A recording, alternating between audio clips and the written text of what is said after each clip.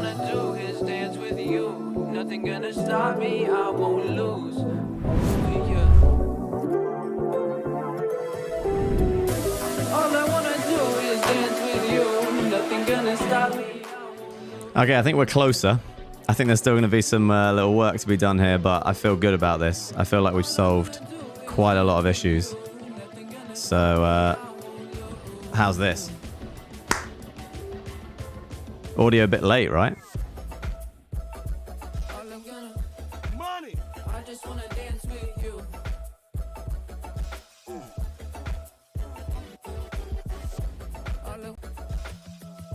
Okay.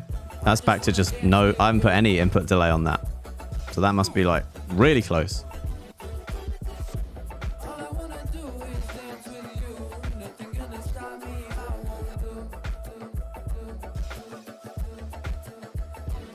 Okay, so I think I fixed the entire problem somehow. My CPU took a serious hit, though. But it's also because I've got, like, everything open today. Oh, you didn't hear the clap?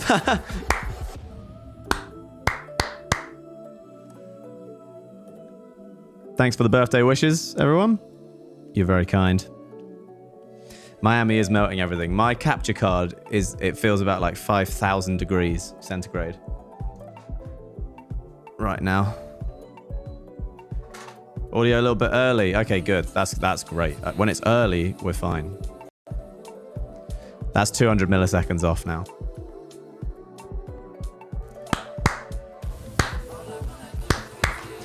Hey, your birthday today. Street Level Audio. Happy birthday. Thanks. Got it for my birthday. Cool orange shirt. Says duck the bass. Closer. Come on, that must be it, surely. No? You want to try 300? It was perfect. All right, this is 300. How's that? It was better before 200. All right, here's 200. Oh, fuck's sake, I keep forgetting to press the pedal.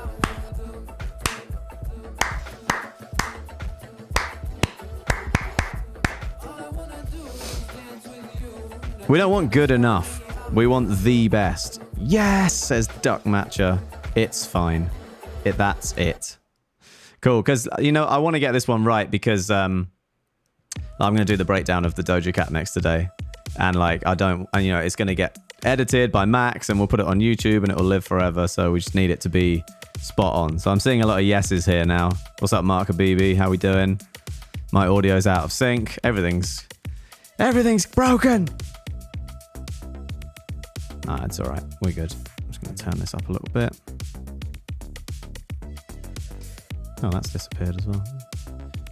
Louder. Hey, there we go. 1, 2. You're good to go, says everyone. Yes. So, let me whack a limiter on here as well. Audio is banging now. Okay, good. Hopefully it stays that way. Yeah, that was. I had my capture card setting on like an auto buffering thing, so I just took off buffering. And that seems to have helped a lot. So, yeah. Fingers crossed. We're not even dropping any frames, so should be good now. And we're at 1080p, looking good. My crystal in the house today. Can we get it to focus? Yes! Insane. Shout out to Van one more time for this insane gift. For those who haven't seen it, I got this for my birthday. It is me on my first ever Twitch stream. In crystal, forever. And it lives here and it spins around on my desk. How crazy. Yeah, shout out to Van. Alright, how we doing, everyone? Where are you tuning in from today? Rhythm Spanker is coming in from Essex. Freak Elf says he's in Essex, but I highly doubt it because I saw him in Miami last weekend. You managed to pull that off though, bro. Like, I mean, respect. Florida. Yes. Florida crew. What's going on? Yorkshire, Essex, Yorkshire, Essex, Scottsdale, Arizona, France, New Jersey, New England, Cologne, Zurich, Brazil.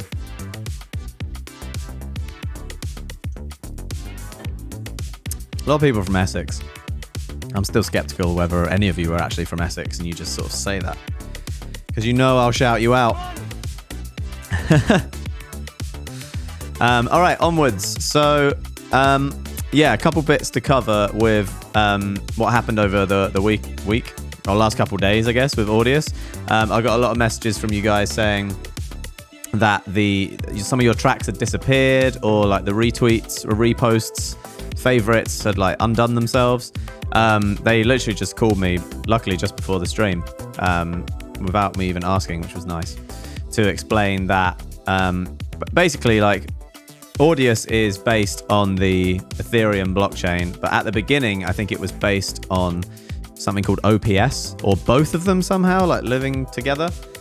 And what happened was yesterday, I think without them knowing, there was a hard fork in the OPS network, and they've been transitioning from the Ethereum OPS like blockchains over to, I think, the Solana blockchain.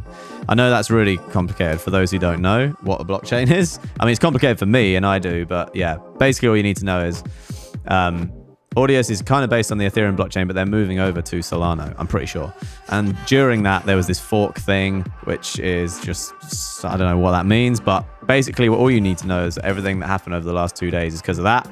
It was like a migration thing, so they're like, you know, it's still really up and coming, Audius, you know, it's early days, and so these kind of things, you know, probably going to happen now and again. But they were super apologetic, and Clayton was like, I'm really embarrassed, like, please tell all your followers I'm sorry. So but yeah, basically all I needed to do, well, if you've lost your track, just re-upload it. If it exists and is still there, I have just gone through at least the top 5 and have re-added them to the Market Mondays winners circle thing, which you should be able to see here. So if I retweeted your track and have forgotten, sorry. If I favorited it and it is no longer favorited, sorry. So I think, but the best way is I'll just favorite all of them. So these are the ones that were top 5. So those are all favorited now. I have reposted the top 2. I feel like I reposted someone else's too, but yeah, if I got it wrong, sorry. I don't repost everyone's. I usually just do like a top 2 or 3. So yeah, I think that's right though. So you're all back on that. But yeah, any other problems, let me know in the Discord after. But that's what happened basically. A hard fork in a blockchain thing happened, and blah blah blah. Can I send you a cosign repost list? Yeah, Jamie, that would be perfect, mate. That would be great. Whoever lost a cosign, I think a cosign is a favorite. So like, when I favorite a track, it gets cosigns. Like here's Lee's, for instance, and that now says it's cosigned because I favorited it. What, and reposted? Yeah. You just do one or the other and it says cosine. So that's all back to normal now. But yeah, sorry if you had some issues with that. You know, it's going to happen now and again, I'm sure. But they're doing a great job at fixing these problems. And I really believe in Audius, and it's, you know, the platform and the idea behind it, you know, and yeah, decentralized ownership and all this sort of thing is great. So I think we'll continue using it. You know, it's not that big of a deal. It's not like it went down mid stream or something. I think they had a few remix competitions happening over the last few days. So yeah, it's unfortunate for them, but yeah, nice of them to call, and I didn't even ask them to call. So good guys. All right, so that's the audio side of things taken care of today. Because it was having issues, I kind of planned that this stream I wouldn't do a Market Monday, but now it's up and running again and seems fine. So yeah, it's all been so last minute today. But I think what I'm going to do is I want to do the Doja Cat breakdown, because I need another breakdown to be put on YouTube and stuff. And it seems like the right one to do because it's the freshest. You guys probably want to see it too. So we'll do that. But I would like to do a Market Monday. I just don't think I'm going to do the traditional way. I think we should just try something different this week, because we just did 2 like pretty mega competitions. So instead of using Audius this week, I think what I want to do is I'm not going to make anything today, but I will listen through what I want on Monday. And what I want is 10 seconds of the most expensive chords, audio file. And then whoever wins, maybe the MIDI, because whoever wins, I'll make a beat out of for the next Market Monday. So you get the weekend to do 10 seconds worth of chords. It can be piano, it could be any instrument, doesn't matter. It's just got to be 10 seconds, any tempo, any style of dope chords. And I'll listen through, you know, on Monday, the top 10 most upvoted chords. Like, you guys still get to listen. And then whoever wins, or maybe like top 3, I'll try and use them all if they work in some way. But definitely the winner I will use to make the next Market Monday next weekend, which we'll do in the normal way. So I feel like we should do that every now and again. You know, it's kind of fun because then you guys get to start it. Then I add something and it goes back to you like a little game of tennis. Returning to the B. Howard roots. Yeah, kind of. Yeah, except I need you to do the chords. So yeah, let's do that. Subs only, as usual, as this isn't a joint thing with Audius this week. So subscribers only. We'll use the same channels, you know, Market Monday channels, and you can just post in the submissions channel. You know, it's only a 10-second file, so a WAV should be fine. But if you want to do the MIDI as well, cool. But I probably won't need it unless.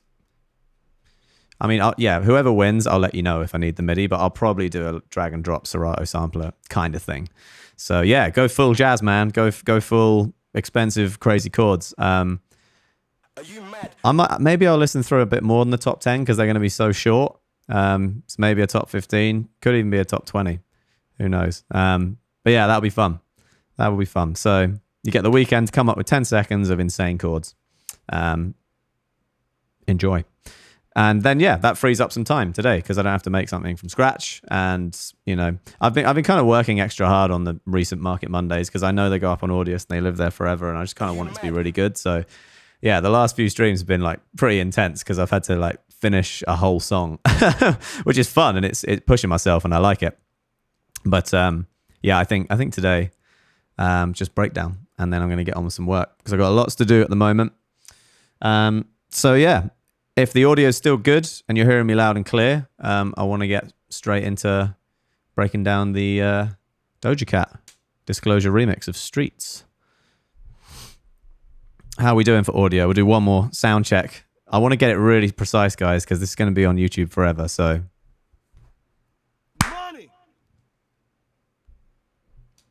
give me like milliseconds before or after. It's perf. Looks good. All good. Woo! Banging. Disclosure audio delay breakdown. I mean, that would be just the most boring thing in the world. I'm definitely not doing that. Definitely not. .0 milliseconds.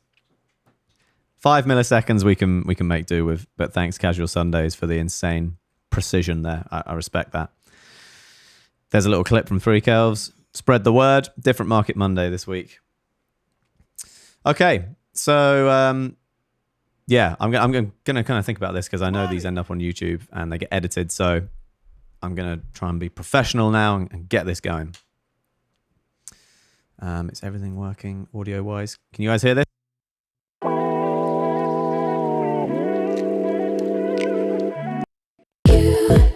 Looks good to me. It's a pretty CPU heavy project, this one.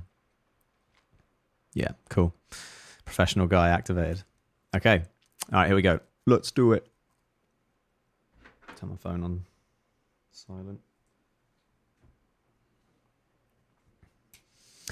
Okay, so today we're going to be breaking down Disclosure's remix of Doja Cat's song Streets. This song's been out for a couple of months now, maybe. I actually made it mostly by myself in Miami. And then did a couple of Zoom sessions with Howard to tweak the chords and, well, make them good and make them, you know, not my chords. Because my chords aren't great. Howard's chords are excellent. So, yeah, Howard did a lot of the chords and revoicing and movement, and we did the bass together. But I pretty much knocked out the structure and the drums and the sampling and, you know, all of that sort of thing. Just in my Airbnb a couple of months ago whilst I was in Miami before I moved to this lovely place. So that was fun. And today we're going to break it down, show you guys a little bit about the production, the mix, listen through a couple of Doja vocals, and then I'll tell you a little bit about how I bounced it out as well because I ran it through some mastering gear here, which was kind of fun. I I think I finished it in LA actually. Yeah, started in Miami, went back to LA, finished it up at the Laurel Canyon house, and that was that. So yeah, it was a lot of fun to make. The original song is pretty slow and very halftime. You know, it's kind of like that kind of thing. So you know, it was a struggle at the start to think like, how's this gonna work in the club? So I had to speed it up quite a bit, and well, double time. You know, instead of it was, but that's still kind of hip hop speed, and I wanted it to be. So yeah, there was a lot of warping done, and so I've done most of the not sampling, but putting most of the audio into Ableton, and I'm using Ableton's warping mode to address those issues because I still think Ableton is the best at warping audio. So I threw the stems in there first, which looks something like this.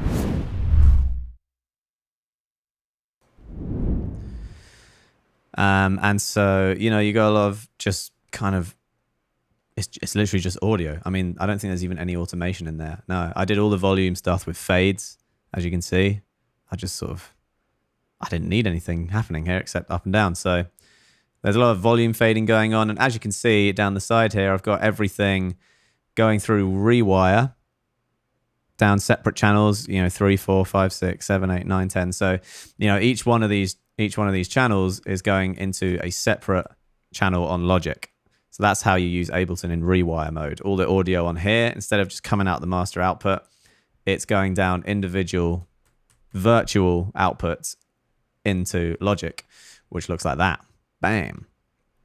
So, you know, I've got a load of Ableton buses down here, as you can see with the little Ableton logo. And each one of those has a corresponding input, and I've labeled them accordingly. So a lot of vocal stuff, a rap one, little BVs thing, granular vocals.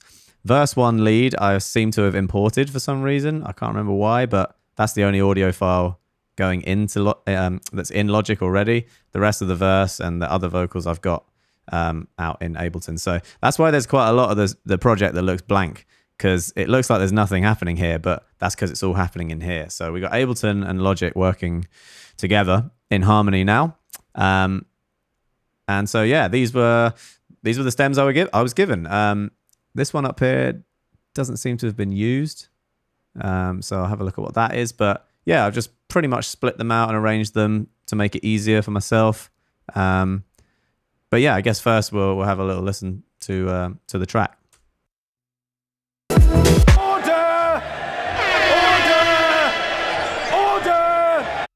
So there you go. That's a little blast of the Disclosure remix of Streets by Doja Cat. And so yeah, we're going to get into it today, get under the hood. It's been a little while since I've done a breakdown, so I'm quite looking forward to this.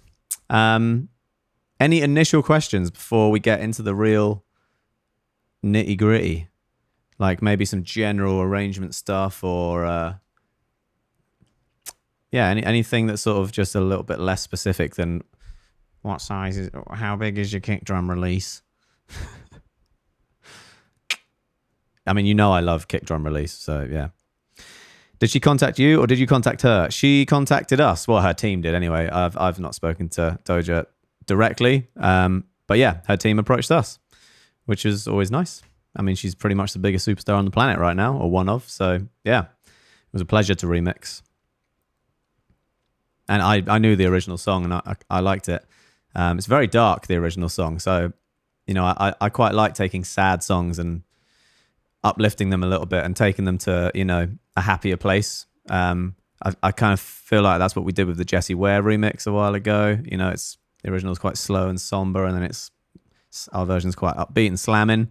It's quite nice to have that juxtaposition. If you start with something happy, and then you keep it happy, it's like there's not been much remixing going on. There's not much change. So I like taking on sadder, meaner songs, and the original's pretty dark. It's really slow. It reminds me a bit of Bryson Tiller, Don't.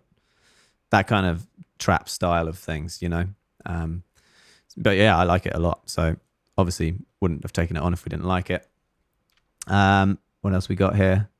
New M1 on the Lappy. No, this is an old laptop. Well, I say old, I mean, it's not that old. just in general, how are you so amazing, guy? Just comes naturally.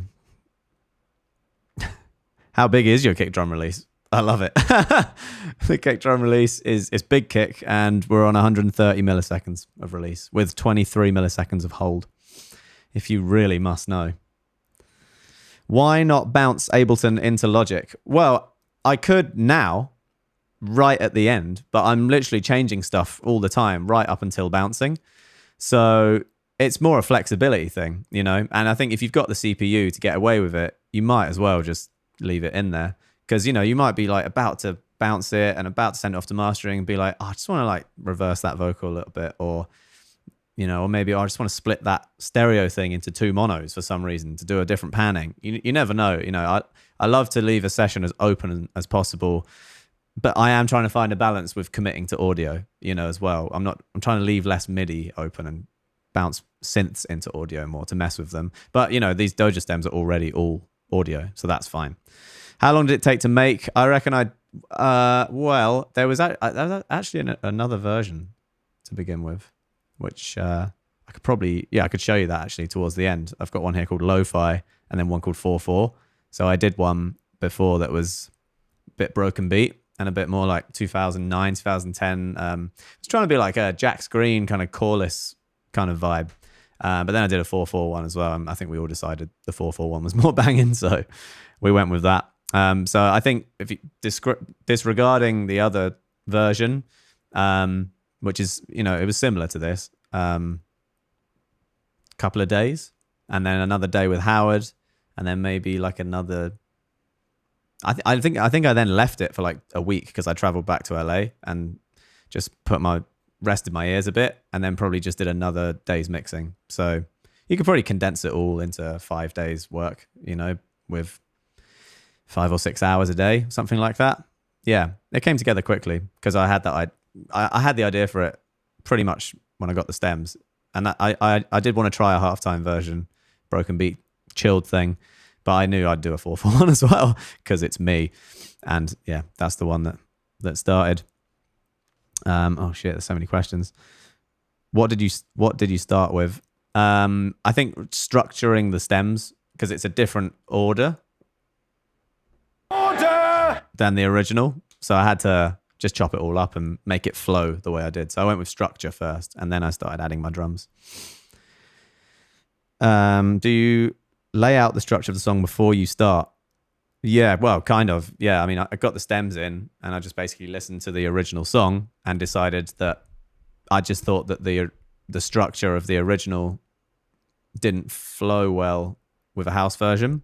Like, I think the original starts with a chorus, which I heard as a post-chorus. So I've totally rearranged it, yeah. But I knew I wanted to start with a single vocal in the verse because I wanted to start with chords instead of drums. So it's like the chords happen and then the single vocal comes in and it's all nice and soft and sensitive, and then the group vocals come. So it was this version kind of like grows, whereas her version is like it comes in hard straight away and the chorus is there. More like, you know, our song Talk with Khalid. That starts with a chorus. It's just like, bam, there's the point. This one I wanted to grow a bit more, so... yeah, went with structure first. Can we expect more remixes? I'm not working on one at the moment because we're working on our own stuff. So no, but you can expect tunes. Definitely, we're putting out tunes this year for sure.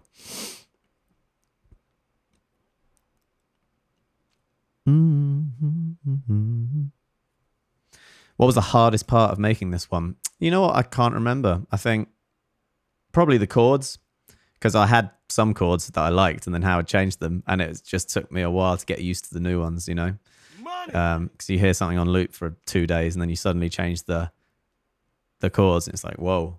So I had to get used to that. That was probably the most difficult bit. None of it was that difficult though. It just flew out. Getting the bass sound right was difficult because it is Monarch, but it's also a bass guitar, and I don't know, for some reason, this time around, they worked so well together. Like, the bass sound in this is slamming. I think I need to save that Monarch bass guitar combo as a preset, because I've done that loads, but for this tune, I don't know what happened, but it just sounds really good. Do I have matching shorts for this shirt? No, unfortunately not. That would be sick. Don't think they make them. Why Ableton warping over Serato sample? Well, Serato sample is like press and play. You know, Ableton's, it just plays and it syncs with the DAW perfectly. You could do it, but I mean, some of these stems are playing for like, you know, like a minute or so, because you've got like, oh shite, that's the wrong thing. Because you've got, you know, like that stem there, you'd just be holding the key for so long to make it play. But yeah, look, I absolutely love Serato's warping. I think it's excellent. I just also think Ableton's is good. And when you're doing like a DAW sync thing, then yeah, I don't know. I would just opt for Ableton. I guess because you can see the waveforms all laid out. You don't have to have loads of plugins open as well. Like it would just get messy, I think. But yeah, you could like put it in Serato Sampler, play it at the right speed, and then export it. I think I have done that before when I've done some disco edits, whatever. But again, it just limits the way that you can go in on stuff later, you know? Yeah. How do you make synths sound alive? I don't know. Yeah, I don't know. Too subjective. I'm glad they sound alive to you. Why not produce fully in Ableton? Because it's a bit shit. It looks shit. Look at it. It just looks like Windows 95. I'm not interested in staring at that for hours. I want to look at that. Colorful, nice. Yeah, sorry. And I know for a fact that the core of Ableton as well is like built on a 8-bit processor or something. So the effects just don't sound as good as Logic's. They just don't have the... Look at this. DAW Wars initiated. It just doesn't have the depth of like... of the effects of Logic. Like, don't get me wrong. I like it. I'm using it right here. Like, chill out, guys. It's great at audio warping. Destroys Logic. Logic destroys Ableton in other ways, though. I'm just fucking with you. Ableton's fine. Look, I just don't know the keyboard shortcuts. Simple as that. We've said it a million times. Oh no, they're 32-bit, man. No, they're not. There's some deep, deep thing within Ableton, apparently, that is not 32-bit. But I mean, you know, Logic's 64-bit. Isn't it? Who cares, man? It doesn't matter. I listen to so much music that people make on Ableton, and it's banging. I'm just fucking with you. Triggered you all. Yeah, I know the keyboard shortcuts to Logic. I'm fast on it. That's it. If you want to use FL, fine. If you want to use PlayStation, fine. I love early dubstep. It was made on a PlayStation. It sounds great. I love Burial. He uses SoundForge. Doesn't even have a time grid. End of conversation. Jesus. All right, we're going to leave that bit out of the YouTube video. This is getting insane. All right, can we get back to the actual purpose of today? All right. So, after that brief distraction. Okay, cool. I'll take a few more questions later about some specific shit. But for now, let's get into it. So, yeah, I guess the first thing to start with would be the stems. So yeah, they're all coming in here on these Ableton buses. So I should have put some chorus markers out, but I forgot.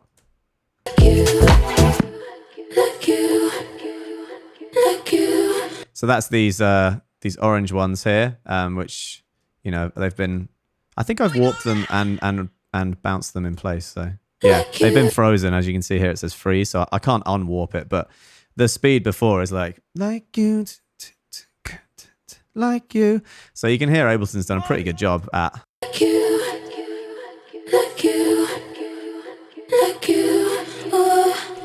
You know, it's pretty good. So it's going through quite a lot of plugins, as you can see here. Here's how it sounded before.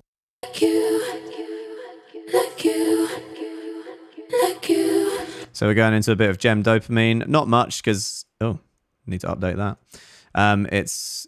It's pretty trebly already. I quite like the EQ and the sound on the vocal. Very light compression.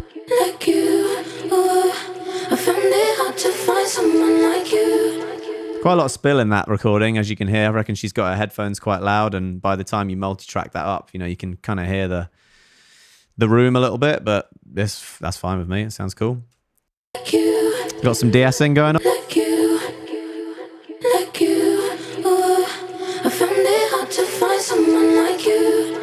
Just taking those off a little bit. Then I've actually got this on there. What's that? Oh, so this is my attempt of trying to get rid of some of that spill. So I've dragged the sustain thing. This is basically a transient designer. So I've dragged the sustain bar down here.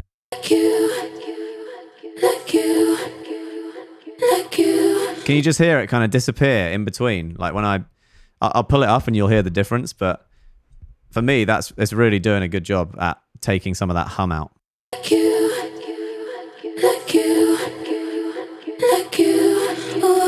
Oh, it's the delay. That's what it is. Yeah, sorry, I thought that delay was mine. No, there's delay on the recording. So hear that. So I just wanted the delay to be a bit quieter. So I'm turning it down in between.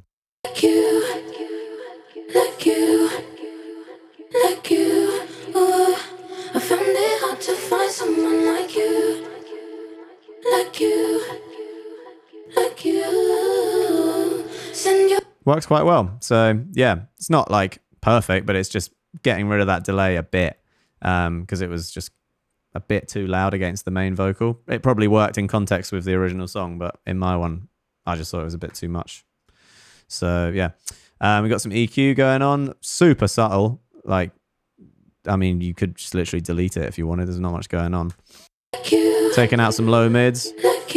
This is doing some like more de-essing here, just taking out this resonance. I reckon this vocal is probably recorded through one of those C800 microphones, which is really trebly around that exact frequency, and I don't love it. I like Neumann's. So got rid of that a little bit. Then I'm going for a Logic Flanger, which is hilarious. But just on 20%, 19%. For me, I can't really hear it when the main vocal's in, but it's making the delay that's built into the stems just do a little bit of something fun, you know?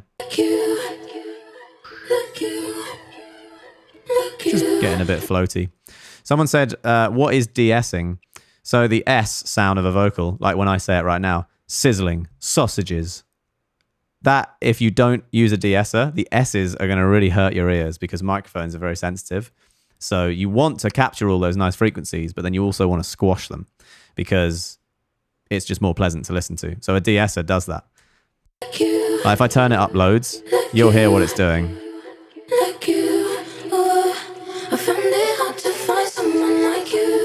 You hear that on the some ones? Like that sounds too crazy, but just with a little bit.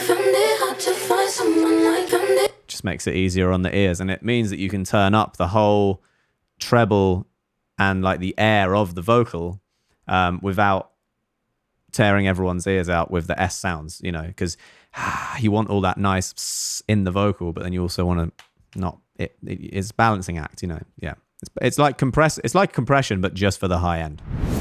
That's all you need to know. So let's keep going. Then we got a bit of reverb, which is actually on 0. So that's probably doing some automation at points. Yep. Here's some reverb automation. Yeah, you know, just washy effects stuff. Send your location coming through.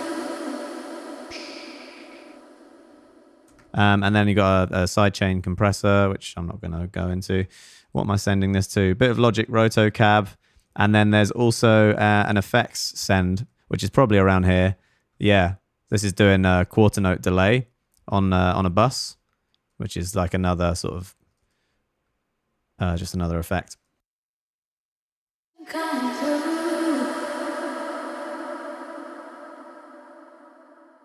Yeah, it's just more space and air. So that's all in the breakdown because it goes really spacious. And it actually, I think there's a slowdown in this tune as well. Yeah, we've got a tempo slowdown around the drop as well. That bit's kind of fun.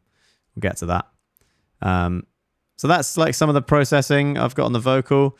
There's a lot of different vocals in this tune. Like there's a rap bit here.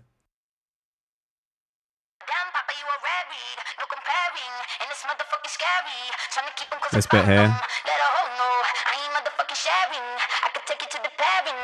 Now the original is nowhere near that In the party, plan a motherfucking wedding. Yeah, so it's like really clean. So I just put it through a decapitator and made it sound like it's coming out of an old talk box. Comparing, and it's motherfucking scary. Trying to keep them cause I found them. Let a hoe know I ain't motherfucking sharing. So some drastic EQ and distortion going on there. So we got this on punish mode on like 6. That's a lot of distortion. And then taking out basically everything. I could take you to the parents in the party, plan a motherfucking wedding. Yeah, so just making it sound a little bit like less forward and more of like an effect and just something happening in the breakdown. I just felt like it was such a floaty, bouncy song, like the remix version, that like by the time the rap came around, it just didn't sit that well over the beat. So I just sort of crushed it and put it into the breakdown instead. And I think it works fine. There's a bit of stereo tremolo going on that as well. And the usuals. So yeah, that's the rap bit. There's some bridge vocals and some ums. Try and find that. Is that here?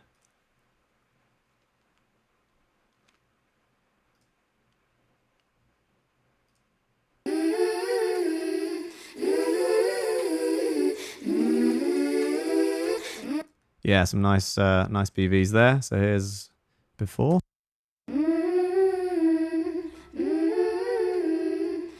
So first up is a RC20, and I've got the wobble setting on that.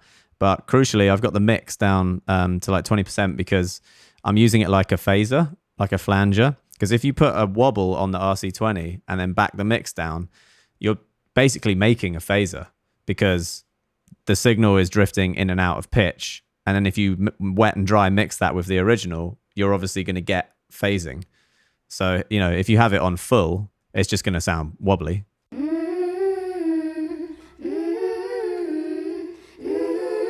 Just up and down. But, you know, if I turn that down, you're going to hear the phasing.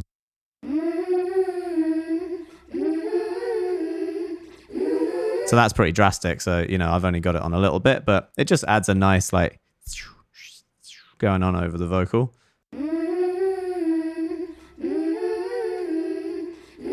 Just every now and again, you hear that, like, thing, you know? No stereo. No, I had that off because it was too crazy.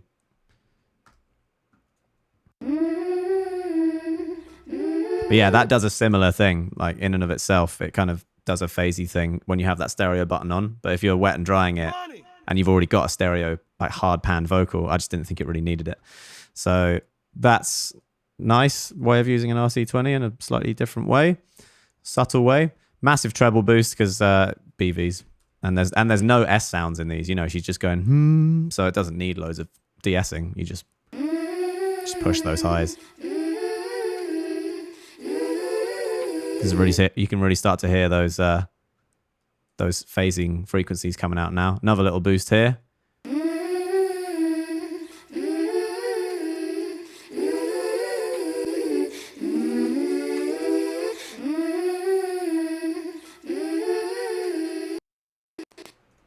Oh, there we go. First little overload. Cool. That's basically it for that sound. Bridge vocals. Money. Don't know where these would be.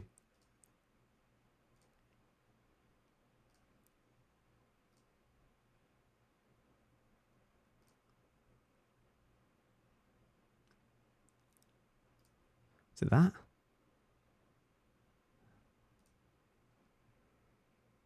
Yeah, don't know. Can't find them. We'll come back to that. Granular vocal. I think that's just this little thing at the start. Nope. I don't know what that is. Could be that.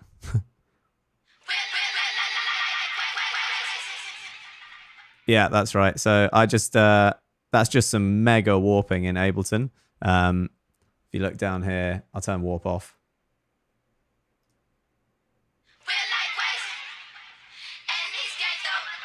So that's taken from this. I think it's this stem. I'd need to find where that goes.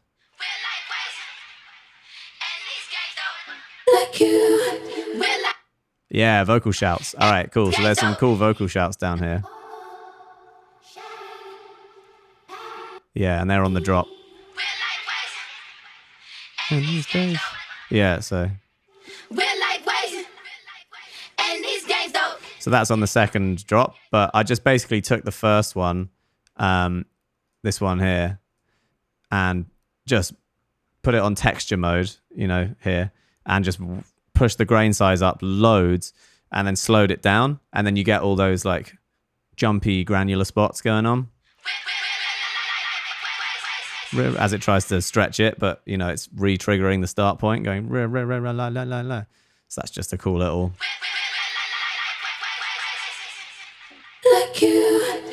And that's exactly on this tempo change as well. It's probably why the CPU is going a bit mad. We got a slowdown moment here. You could have done this in other ways, but I just found it easier to do a global slowdown because then all of the effects as well, like they all went like all at the same time with just one thing. So yeah, have you tried a granular synth in Ableton? Yeah, it's good. I like one in Logic too called, oh shit, what's it called? I forget. I've shown you it on the stream before. But yeah, I like granular synths. They're very cool. You give me energy, make me feel lightweight. It speeds up just for that on the glass thing. Glass break.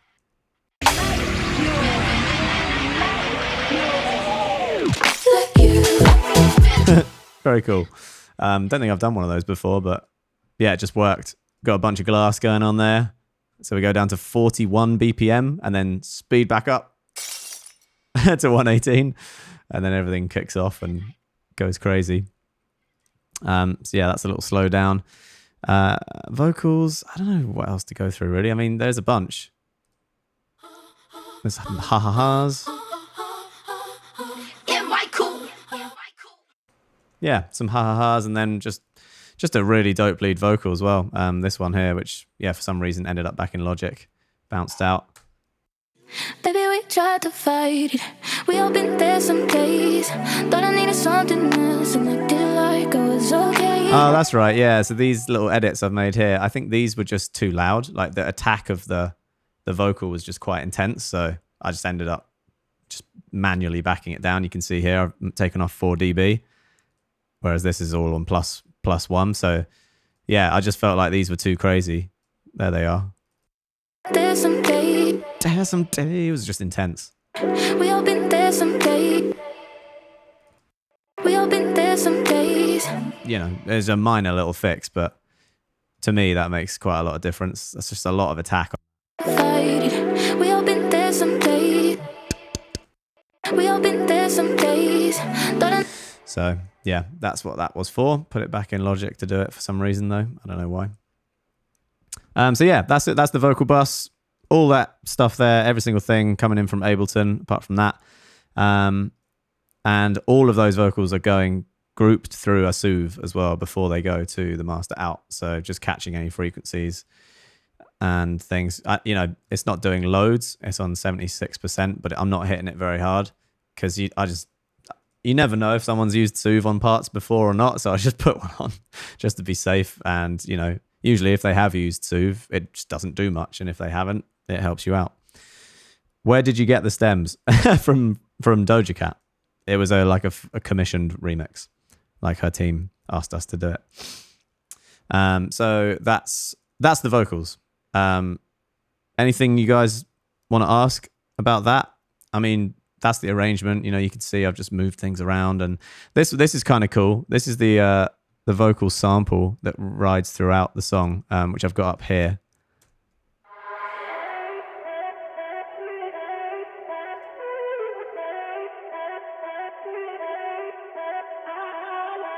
So that's that's Doja's vocal chop.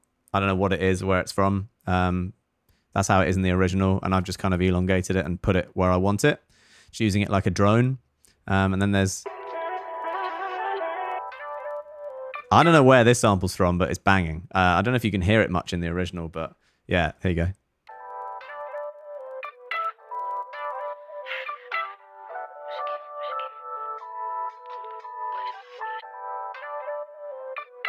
It's pretty cool, isn't it? So that's going on quite a lot as well. I think it's this green one here. So that comes in and out now and again in my version as well. They named Ableton because you are able to do tons. Oh, very good. Is that really why? Your laptop's probably on fire now from Rewire. Yep. Yeah, and I'm streaming with Streamlabs as well. So it's really putting a shift in. It's not too bad, look. We got a lot of cores. Got a lot of cores to get through. Did they ask for a certain vibe or was it free reign? Total free reign. Yeah. Usually if someone asks me to do something specific, I would just say no straight away. Because the fun of it is like exploring the sound, you know, and working that out for yourself. I don't like to be, even if they said like do it housey with a bounce, whatever, you know, I think you just got to let someone try it out, you know, test a few things out and see what works. Here you go. That sample is taken from B2K's Streets is Calling. Ah, so that'll be why it's called Streets as well then. Need to hear that. B2K Streets is Calling. Let me type in Doja and then it'll probably take me to who sampled who, yeah. 11 seconds it starts at. Straight away.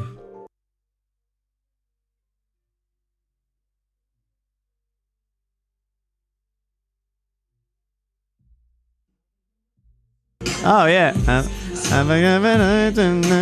Oh, that's right. That does start at the beginning of the stems. I remember now. Yeah, because I've been going through some things. And then, yeah, it comes in. Yeah, I chopped that bit off very early in the process, so I just forgot about it. But yeah, there you go. That's the tune. Okay, cool. I don't think there was many other questions.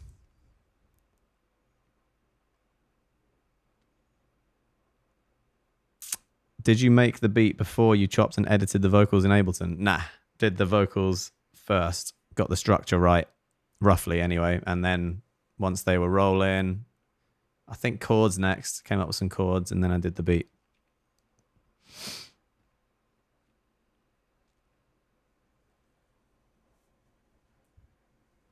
How long did it take you to complete? I think I said earlier, maybe 5 days, including mixing, roughly, but very broken up. Over a month because I started it in Miami, went back to LA, mixed it there. Yeah. You probably explained this all before, but how do you route your effects buses? Do they all come out of all Vox? No. Some of them do. Too complicated for this stream. I mean, I do most of my effects like on a group bus, you know? And then that all will then go, yeah. So like you got, you know, vocal stems, that's all going to a bus. And then if there's many of those buses grouped, that all goes to then all vocals, which has, in this case, I think a soothe on it. But then I have a reverb send and there are delay sends in this as well. Yeah, it's complicated, man. Both is the easiest answer. I think a lot of the main ones do go through the instrumental bus though. Like just, I think the general reverb on send 2 and like the chorus send, the rotocab send, those all go through instrumental bus. But it doesn't matter. If you want to send them straight to the output track, that's fine too. Did Doja say anything about the remix? Well, I think no. I think she posted it and it's on her YouTube channel. Yeah, I don't know. I remember the first day, like the reaction being very weird. There was some like strange meme going around that all of her fans were reposting. I think she's got some diehard fans that absolutely love the original. So obviously there's going to be people who are like, why would you ever touch such a wonderful creation? And the answer is because they asked me to. But, you know, that's to be expected. I think that died down after like a day. But yeah, there was some hilarious like memes and reactions going on. And now I think that's it. I can hear this in Forever 21. Everyone was saying like, oh my God, this is going to be me in the mall. This is me shopping. This is Zara. Yeah. Which I guess isn't bad. It's just like a strange observation for like literally thousands of people to have at the same time. Yeah. I mean, Disclosure stuff gets played in Zara and Urban Outfitters all the time. So fine. Yeah. I mean, it makes no difference to me in this case because it's a remix. So I'm not getting paid, but yeah, play it in Zara. Go for it. I got a Zara t-shirt. I don't mind. But yeah, I just thought that was a hilarious reaction for like, honestly, Twitter that day was just so many tweets about Forever 21. I couldn't believe it. Never had a reaction like that. But yeah, other than those ones, it was all very positive and good, and it's had a lot of plays now. I got Dan B. We get paid to do the remix, but you then you don't own the remix. That's very standard in the music industry, unfortunately. If you do a remix for someone, it's their song, it's their parts. You hand over the rights to it, but you get paid for your work. So it's like a one-off payment, and then you don't own the song. I mean, it's not, it doesn't have to be like that, but yeah, it's just how it is. So, for instance, I own Flume's remix of You and Me, but I don't own our remix of Jessie Ware Running, which is very strange. But that's just, this is how it is. Because I guess when you start a remix, you're basing it entirely on the stems of the other person's work and blah, blah, blah. So yeah, I'm not going to tell you how much I got paid because that would be unprofessional. Okay, let's keep it moving with the remix. So let's start first with the chords, because I think they came pretty early on in the process. Using the classic Disclosure sine wave synth for this. I think mostly because, like I told you earlier, I started with this thinking it was going to be kind of 2009-10 broken beat kind of thing. So I went straight in with sine waves. They're going through some cool effects and whatever, but here's the MIDI to the chords. So yeah, there's some pitch bends going on, and there's some... Yeah, here you go. I'll let you have a listen.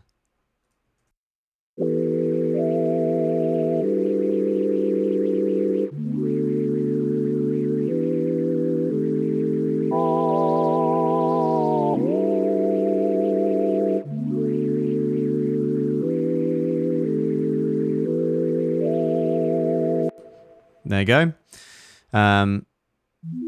So yeah, it's pretty minor. And you got this nice over the top.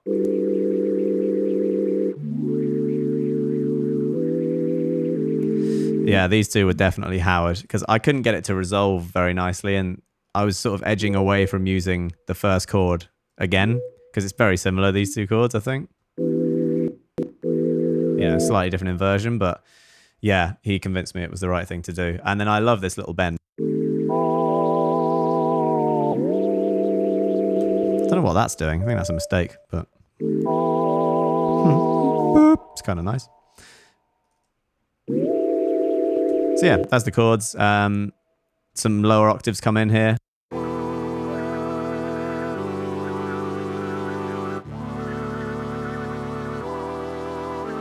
So as you can hear, there's loads of weird stuff going on with the frequencies. So automation-wise, one of the things you can do with this synth in Logic is fade between oscillators. So this here is controlling this little bar here, which is moving us around between sine waves and sawtooth. So yeah, it just slowly becomes less sine wave, slowly more saw wave. Got a bit of vibrato on here as well. But yeah, no chorus, nothing really else, just sine waves. Very simple. Bit of what? Is there a bit of noise? Yeah, a tiny bit of. So that's how I'm beginning to sort of shape the sound a bit. So putting out some noise. Let's take these plugins off.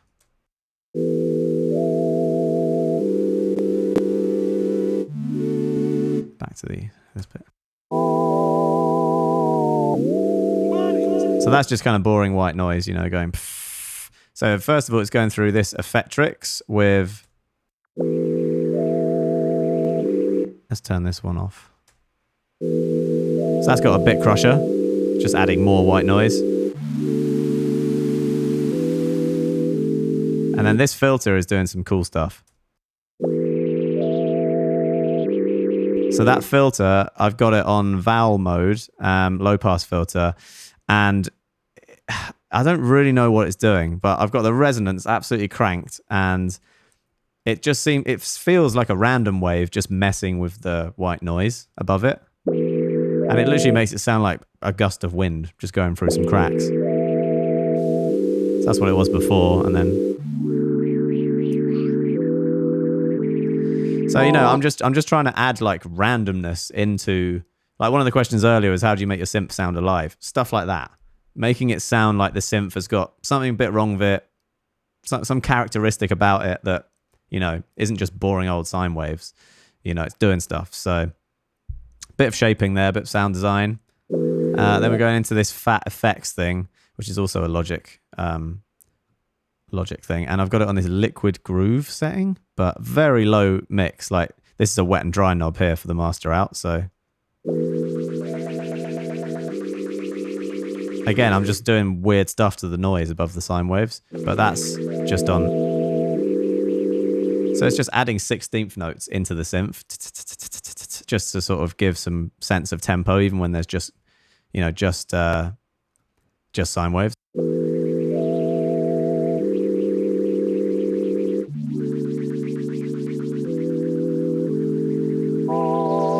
So that's how it's, you know, it's just a bit better than this, isn't it? Just a bit boring.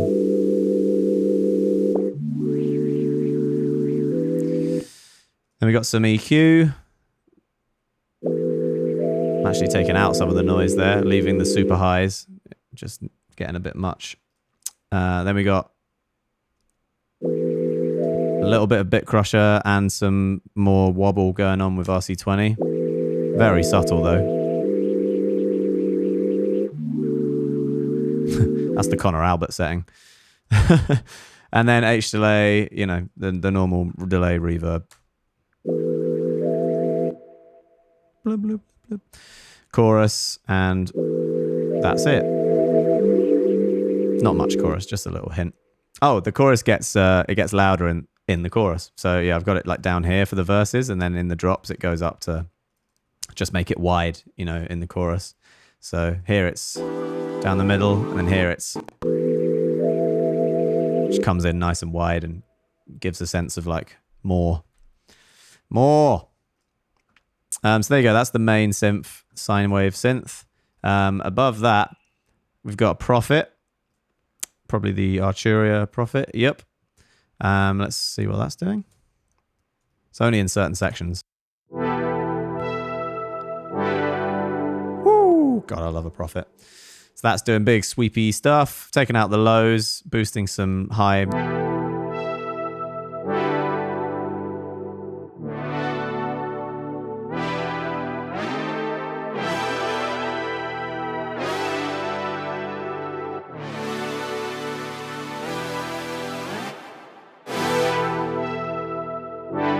So just raising the cutoff, and I've got it set on a very like slow attack, quite slow release as well, and yeah, just doing nice. It is sawtooth and also square wave, a little bit of square waves as well. Just backing up that sine wave thing. You can hear as the sawtooth wave comes in on this, the rhythmic stuff I added over the top is coming into play.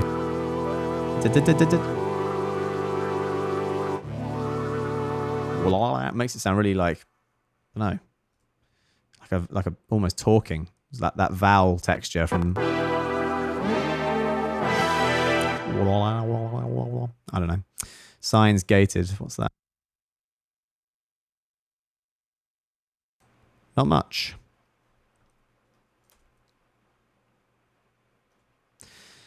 Okay, that's interesting. Maybe I need something. Oh, it might be. Yeah, I've got like a gate trigger.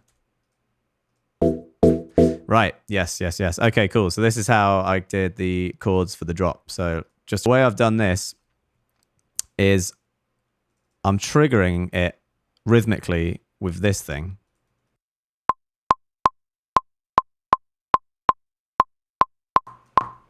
Pretty cool, eh? Triggering the rhythm of the synth with that, and that is opening and closing a noise gate. So you might have seen me do this on the stream now, but I think this song was the first time I kind of realized I could do this. So let me take everything off, so that when the noise gate's off, it's literally the same synth as this, right? You got the sample normal sines, and then these are sines gated. There's not even any different plugins. It's exactly the same. And then I put the noise gate on with the trigger.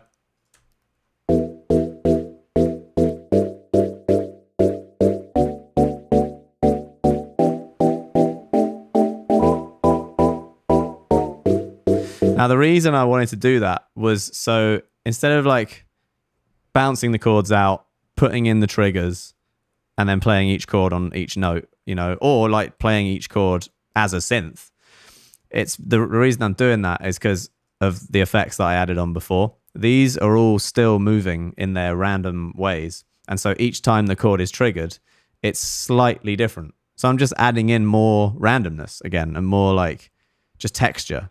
Otherwise, it would just be that exact same. But instead with this, it's not that drastic, but you know what I'm saying? Like each trigger is different. And that's, to me, like pretty much the best difference between analog and digital is that it's so easy to get lazy with digi stuff and sampling where you just have the same chord over and over again or the same hi-hat sound. Analog, it's like, you know, even if you look at the waveforms coming out of a 909, a real 909 clap, it is slightly different each time, which is crazy.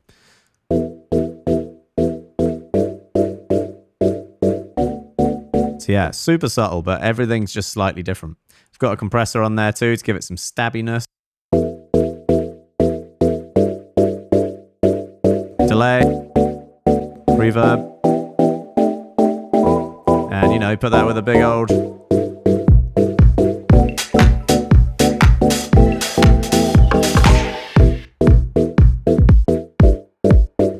you're off to the damn market.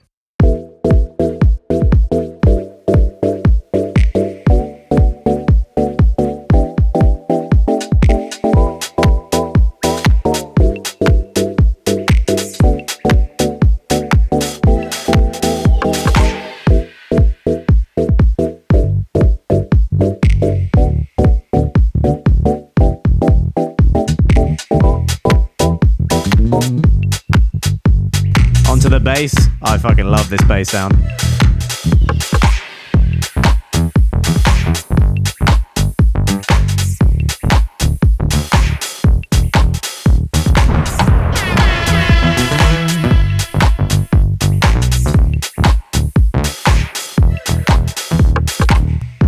Yeah, I don't know why I got it sounding so good that day, but it just worked really well. So yeah, taking the lead on the bass with, you know, most of the weight of the bass. We got the Ample P bass, which you've seen me. I use the jazz bass probably more from Ample, but you know, when you want something just warm and pure like muddy, the P bass is obviously great.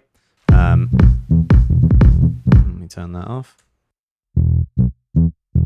Take some plugins away, so we go back to basics.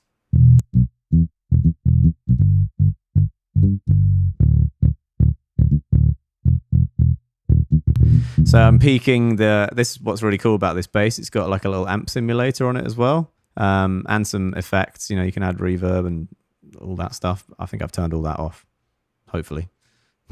But yeah, you can like choose amps. You got like an Ampeg thing. You got a bass head. There's a bunch. So yeah, in this case, I'm going in really hard and I'm taking away all the top end. Don't want that stuff. So I got rid of that. But we're peaking this just a bit, you know. So that's a bit too much. But yeah, so you got that going on. And then I'm boosting quite a lot of 100 hertz as well. Probably a bit too much, to be honest. Don't think I meant to do that. Should be about there. And yeah, getting rid of some... I just wanted this bass to be really dead and just like filling that, because the vocal's busy, the chords are busy, the sine waves are busy. So if you look at it like a chart, it goes like, you know, kick drum, bass guitar, sine waves, vocal, sparkles. So no need for this shit. I just kind of ducked it out. Ducked it all out there. So that's what I'm doing in the plugin. Here's the MIDI for the bass if anyone's interested. We got some cool like slides going on, and yeah.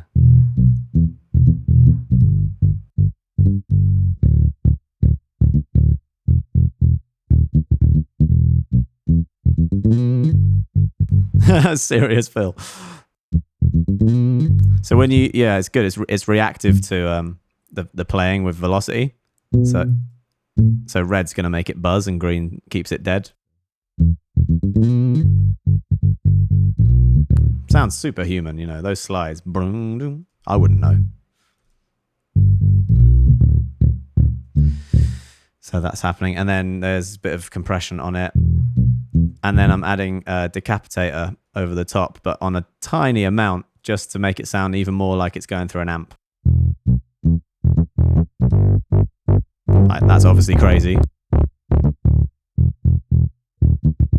I love having that thing on just a little bit, just to add that fizz over the top, like you get from a bass amp. Yeah, you can see I'm actually ducking some 100 hertz because it was getting a bit intense. I probably should have fixed that in the amp, but whatever. And then that's all going through a little bit crusher, Decimort. Hear that buzz? Again, I'm just trying to sort of try and emulate a bass amp a little bit, make it sound more analog. Saturation, clean tape setting, just a little bit. See, it's too crazy up there, but around there is adding some nice harmonics. A little bit more EQ. It's not really doing anything, to be honest. And then this is doing quite a lot. So I'm using a multi-band compressor to sidechain the sub of the bass with the kick. Does that make sense? I'll make it more drastic so you can try and hear.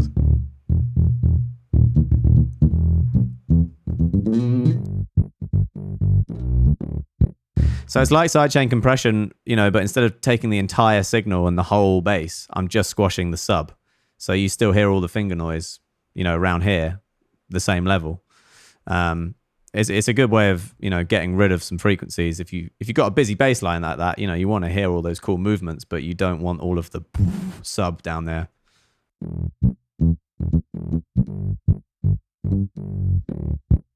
So yeah, that's another cool way of ducking your bass using a multiband. I'm actually using a multiband and I'm sidechaining it, but only a little bit. So the entire signal is getting ducked by like 30%, and then the sub is getting ducked by like probably 80 or 90%. So if I turn this up, now you're getting, for me, just, I think that's way too much compression, but altogether,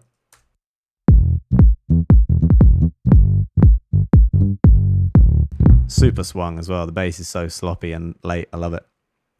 So that's the bass guitar. And then we got Monarch over the top doing a badass setting. I don't know how it's just so fat for some reason.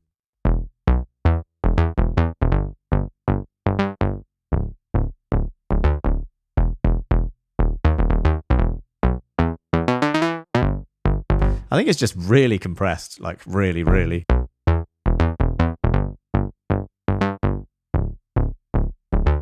Jesus, yeah, you can put that with the bass guitar. Oh, we got a little slide issue there.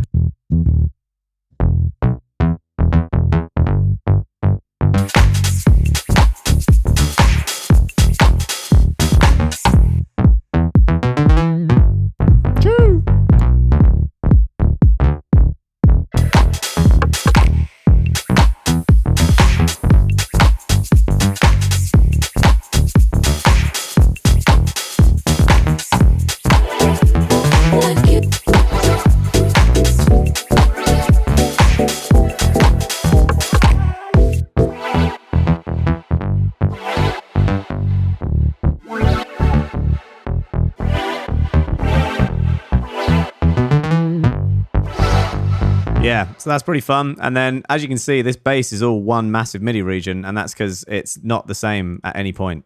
So me and Howard went through it meticulously and made like a different bass fill pretty much every time. So the root stuff's kind of the same, like this green stuff, but these fills are different each time. And then...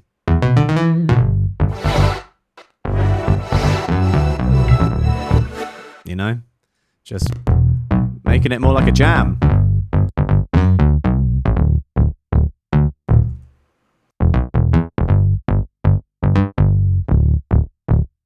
There's even slightly different slide rates if you look at that between the bass and the Monarch, which is kind of cool.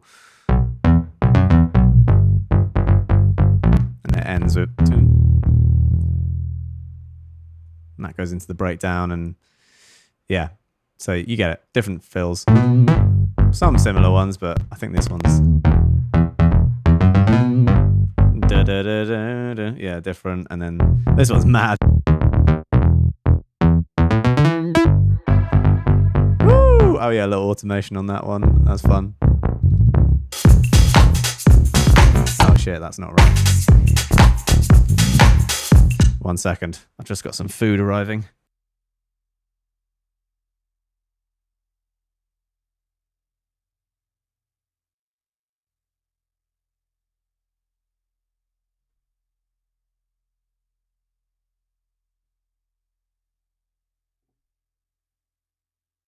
Mexican feast today from Emily. Very good. Check it out. Woo! Big Mexican bowl of goodness. Yeah, sorry, I just want to hear this fill.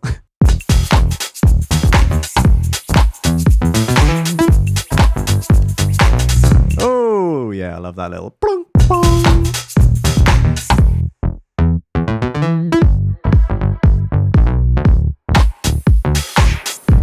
Yeah, so I spent a lot of time on the bass, getting it just right.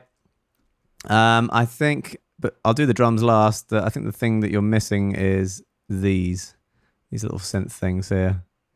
Whoop.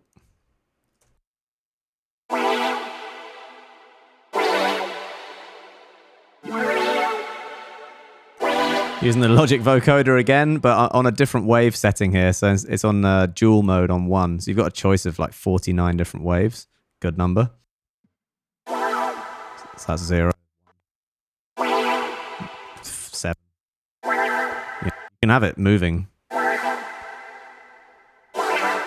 which can sometimes sound cool as well. But yeah, just using whatever waveform that is. It's FM synth, so yeah, I don't know what shape it's doing. But going through all the same plugins and slightly different rates, I think. Just doing slightly different movements again, just to make it different. Loads of chorus, loads of everything. But yeah, you put it all together with the gated synth and get the sidechains triggering.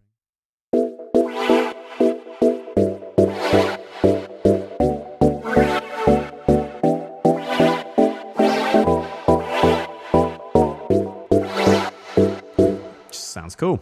Just a little string note as well that comes in.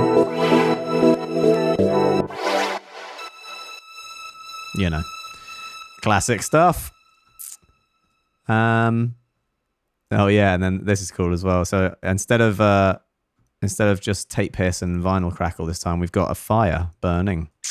Because when a fire starts to burn,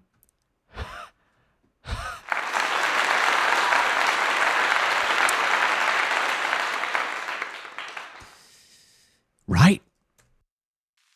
So we got some crackle there, and then some nice fire noise as well. Turn it up a little bit for you.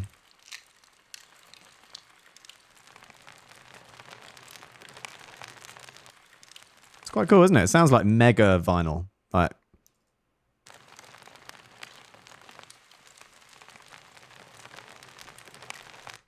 yeah, I don't know. Oh shit, can I get that back to how it was? I don't know where it was, but yeah, I like the fire sound.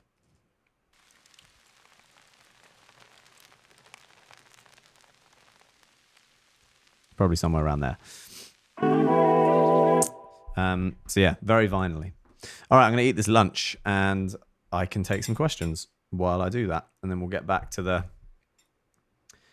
tune. Whoa, what setting is that? That's what I was going for. Just to remind you all of what we're talking about.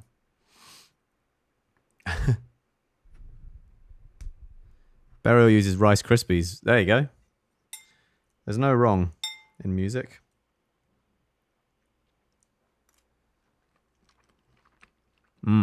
Oh, mate, that is banging. She's good, that one.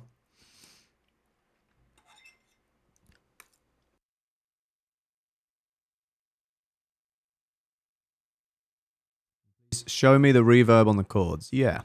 Which chords? On the big, like the last ones I just showed you, the zhong.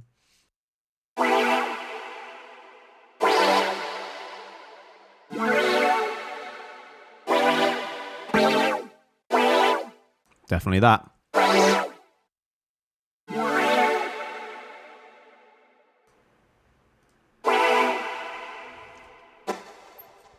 Did you mean that one?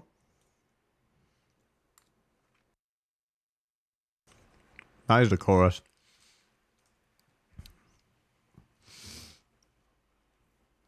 How do you find all these synths in Logic plugins? Mate, just years of looking. Years and years of using Logic and just not really, like, I don't know, just making the most of what you have. I made my whole first album with Logic stock stuff, you know, and it went well. So if it ain't broke. Like, I obviously got the Prophet in there and some other stuff, but yeah, like, I can get by with very basic plugins. Monarch is another one that I do love, though.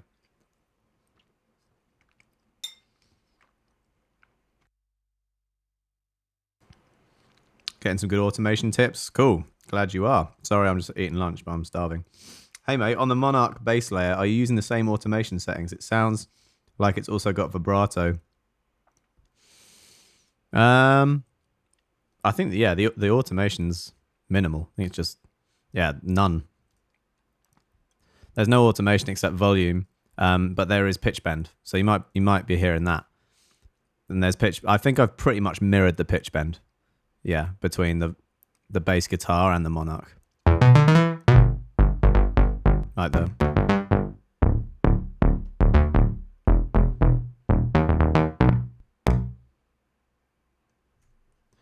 Yeah, I don't know.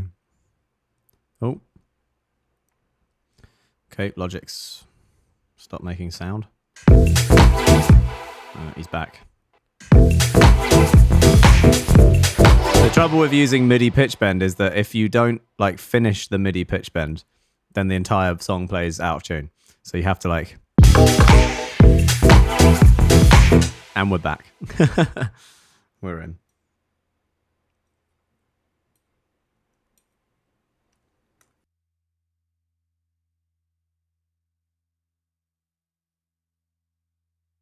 This is a 10 out of 10 meal.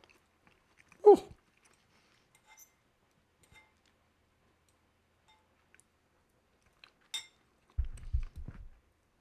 What am I eating? Yeah, it's like a Mexican bowl. Vegan. Rice, avocado. And then I think Emily's made this. It's like a tofu meat thing.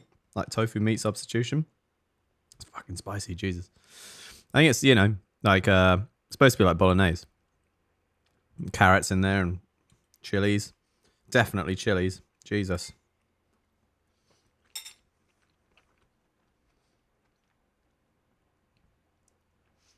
Do you use any Logic native synths ever? What does that mean? Like stock Logic synths? Mate, tons. That's what we were just talking about. Most of this song is stock Logic synths. That one is used 3 times. Logic strings I'm using. For my drums, I'm using battery, but even like the tambourine and shaker, I think are Logic stock loops. That's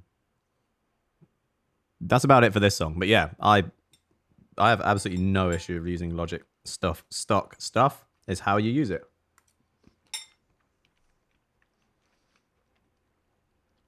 Yeah, I don't know if there's beans in this. There should be some black beans. Maybe it's in the mix. All right, I missed some of these. Can you explain what the Olo Twin is good for? It's got really good converters, so it's really good for converting your analog signal to digital. They're just really clean. And it also is, I mean, Universal Audio stuff generally is good for freeing up some of your CPU because the Universal Audio plugins run on the interface, not on your computer. So if you've got like a million compressors open, as long as you've got the memory on your interface, your computer is doing nothing except playing back the audio. So it's very clever for that. What's the best arrangement tip you have? Oh, Jesus. That's so hard because it's just instinctive, like subjective stuff. Get to the point, I would say, is probably a good one. And if you're not going to get to the point and you're going to make them wait, give them some good stuff along the way, or they're going to fuck off. You know, you got to keep them focused. But yeah, man, feel it out. You got to feel it out. And it's just practice, you know. I've been doing this for a long time now. So, yeah. Why does my kick fucking suck when I play it in my car? Dude, I don't know. I'd have to hear it in your car. So, but that's a hilarious way of putting it. What are you lacking? Sub? Punch? Crispiness? Gotta be one of the three.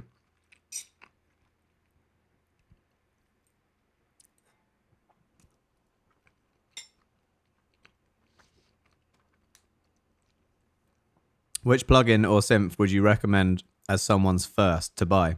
Well, that's pretty vague, man. What do you mean? Like, what are you trying to do? Are you trying to mix? Are you trying to make sound? Are you trying to...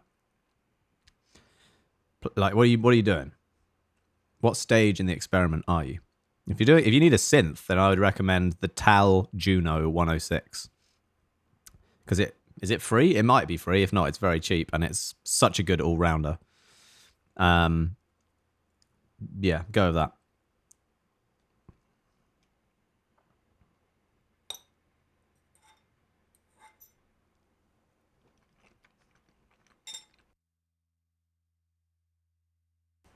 Did you draw the MIDI bass, or did Howard play it in? I played it in mostly, and then we went through it together over Zoom and drew in like some of the fills, because I can't do those things. So I drew in all of the pitch bends, drew in the fills, but the main bass is just kind of following the chords, and then I'm doing a bit of octaves here and there. So yeah, played it in mostly. OBXD, excellent free synth. There you go. Go get that one. Money. Do you usually have a sub in the studio? Yes, if I can. Definitely for making dance music, it's important to know what's going on down there. But half the time, your sub is only as good as your room. I've had this same sub in about 3 different rooms now. This is the first room I've had it in where the sweet spot is actually where I sit, finally. Because usually the bass just ends up in the corner. But this is a good sweet spot, so I'm happy with this room. Ever done 10-minute beat challenge? No, I haven't, but I mean, I feel like I do a beat challenge on here every week, but not in 10 minutes.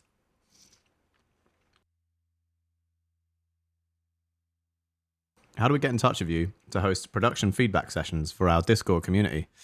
On my Discord, I would say, is the best place. Go check it out. Discord.gg/disclosure music. No, just /disclosure, sorry. Someone will put it in there. There you go. You're on the Discord? There you go. Yeah, message me, man. People message me all the time. I do my best to read them.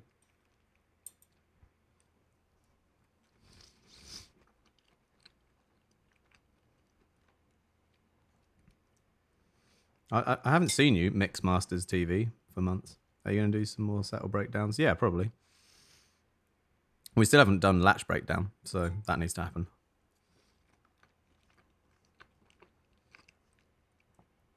I'm the reason you moved to Discord. Oh, awesome. Good. Yeah, it's fun, isn't it? I hope you guys enjoyed that article that was written about our Discord today. I posted it. I thought it was... was that what you guys were going on about when someone was asking you questions about the Discord and about like how it was? I remember a few weeks ago you guys were saying someone was looking at doing a PR piece. I'm guessing that was it.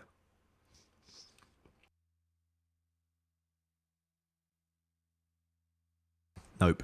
All right.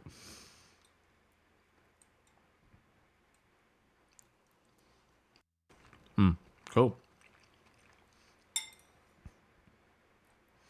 Defeated no more breakdown. I don't think we've done that.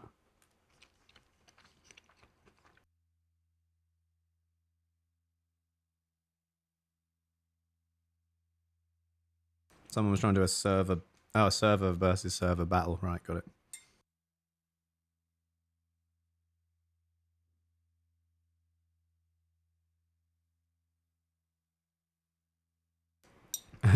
7:38 crew, massive.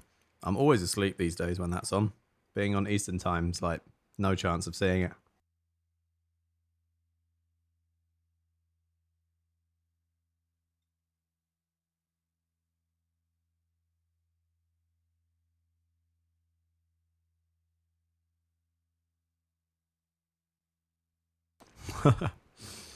Guy, what is up with that verse on Omen? It's for those who know, bro.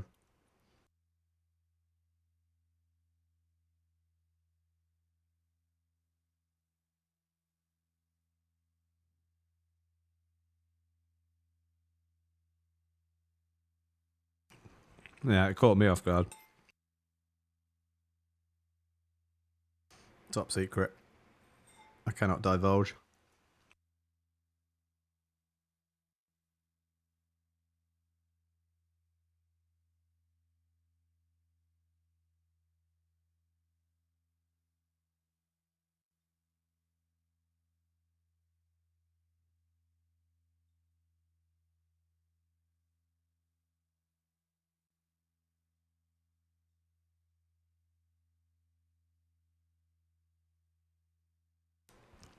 Okay, cool. I've just got to post something on Instagram real quick and other socials. I'll show you guys on here actually after I've done it. So just give me 5 minutes. Quick pee break, and then we'll do the drums, go through some of the mastering stuff, the mixing, more questions, and then I'll recap as well about this week's competition remix thing. All right, stay tuned.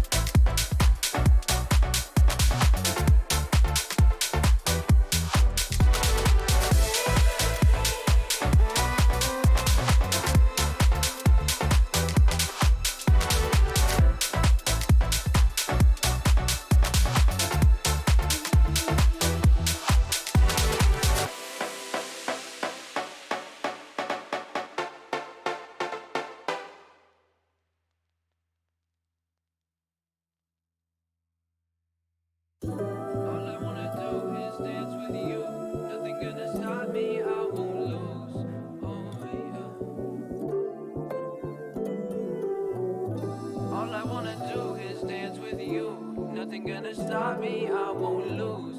Oh yeah. All I wanna do is dance with you. Nothing gonna stop me, I won't lose. All I wanna do is dance with you. Nothing gonna stop me, I won't lose.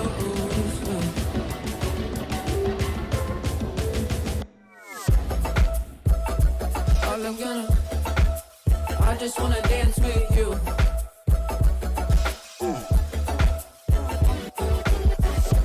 All I'm gonna, I just wanna dance with you.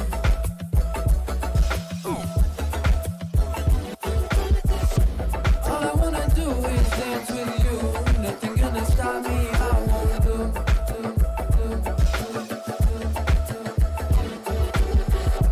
All I wanna do is dance with you. Nothing gonna stop me, I won't do.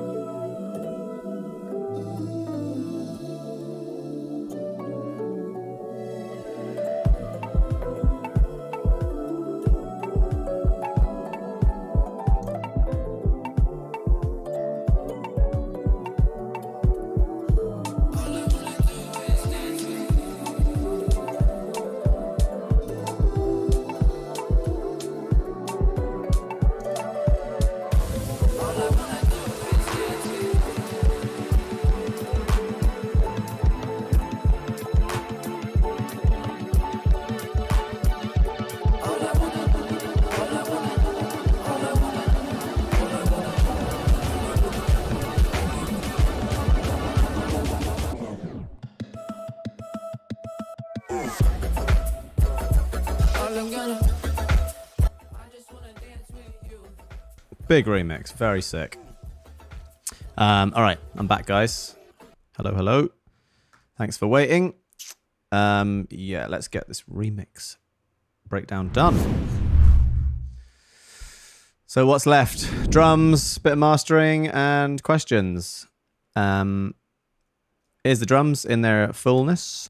Oh, actually, I feel like we're missing.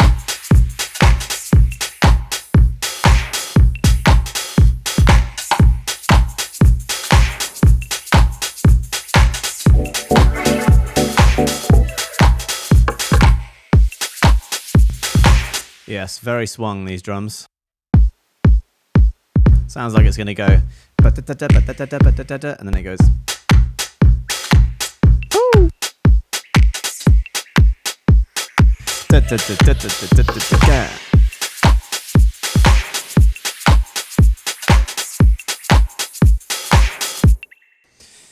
Yeah, so...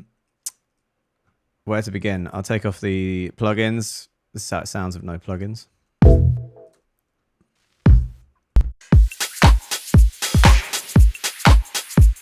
Don't think I was using the Studio anyway. With plugins.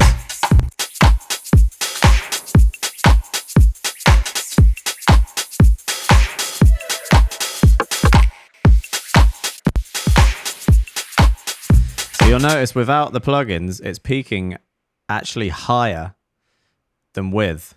But with the plugins, it sounds louder. See, without. Peaking at like -6, and then with peaking at -9.5. But it sounds so much fuller and richer, and that's because we're doing compression, we're doing some saturation, we're doing limiting. All helps, you know. Yeah, that sample is from Market Mondays that I just used. Shit, I need to get some new samples. But yeah, that woo is definitely in there. Cool.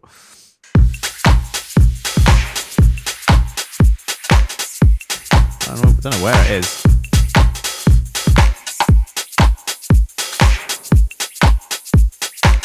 I think it might be that. Yeah. Good spot, Danby. Yeah, cool. So let's go from the top. We got the kick. 2 kicks, I think. Might be a third.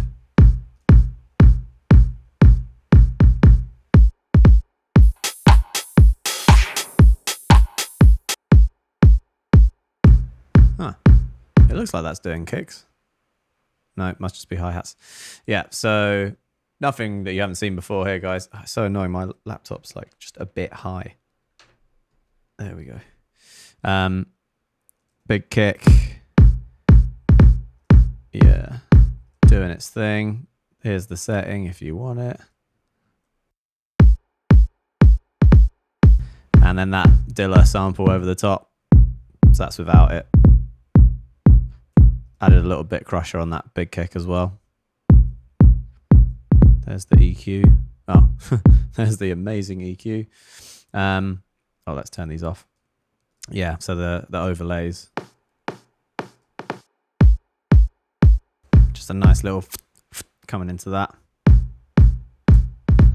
Nice. Up next, we have, what's this? Some snares? Don't think those are doing anything. Battery.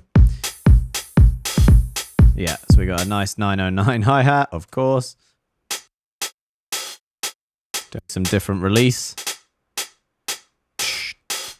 Dilla like J Dilla, yep. I got a bunch of Dilla kicks, Dilla snares, Dilla hi-hats. Big fan. Some little 808 hi-hat that's pitched up crazy amounts. Yeah, that's what it was. Going up seven semitones and just taking out all of the lows as well. It's just sparkly. Lots of delay on that as well. And it's modulating, see? So just giving it this kind of, almost sounds like chimes, you know? Going down the chimes. So that's the hi-hats.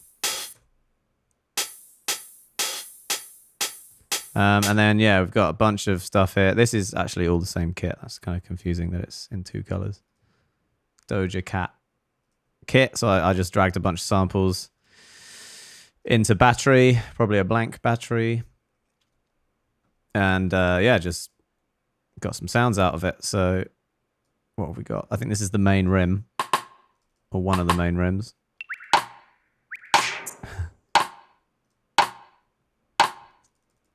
That one and that one, so they're kind of doing a flam each time.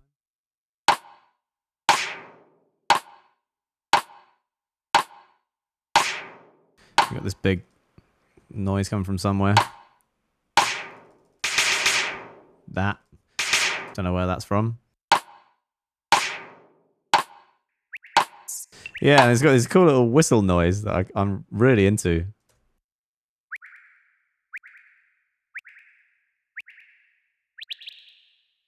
So what I've done is it looks like a, yeah, it's a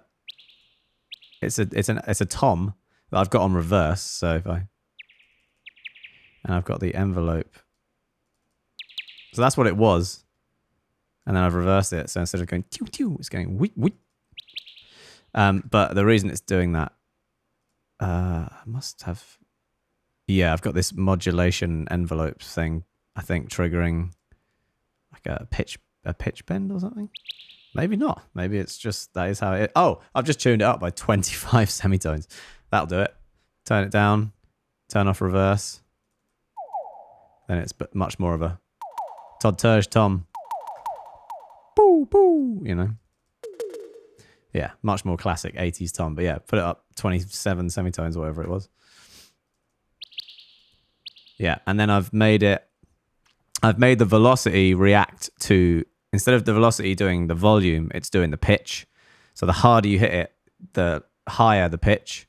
And so in the MIDI region, you'll see like it's growing, going up and up. And that's just drew it in on the automation. There it goes. Very subtle, but in the kit, I think it adds just a nice little sort of happy moment.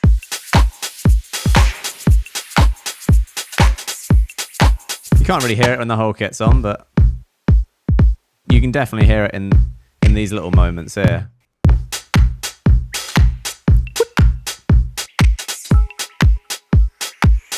It's almost like adding just like a splash of reverb that's in a different pitch to the clap or something.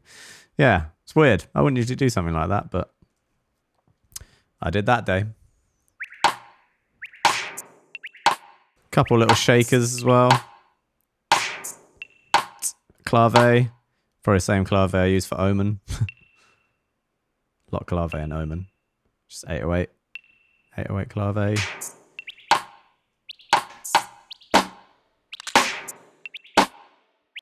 That's the same snare as Tondo as well, I think. Probably. Sounds it. Yeah, it's pitched down a bit, but I know that snare. Tondo. Oh, the first one anyways.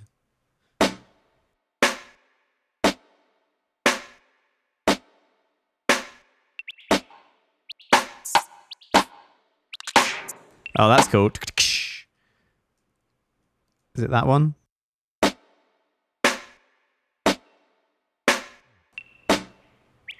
Oh, I thought we...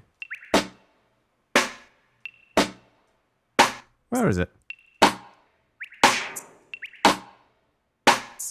Did anyone else hear that? It went like...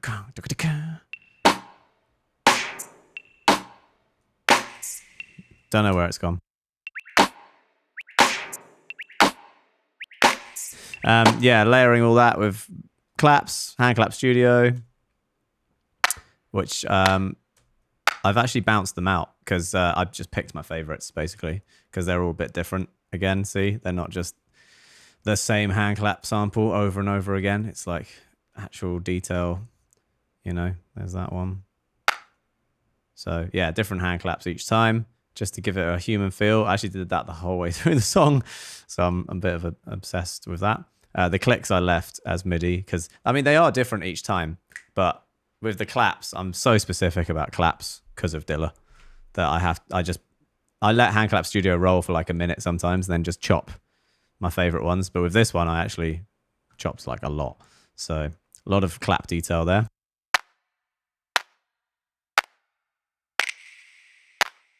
Hoi.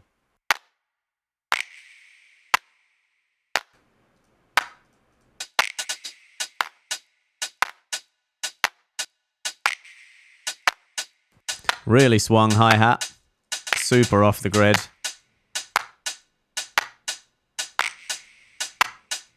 You know, that should be like there.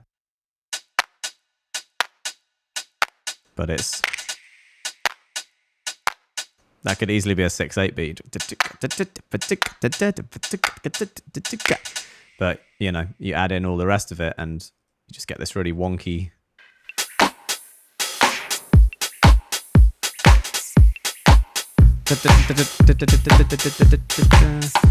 And then you got a couple of shakers and tambourines over the top. I either got those off of Splice or off of Logic. It's really nothing crazy. It's just a shaker in it. A couple of transition effects.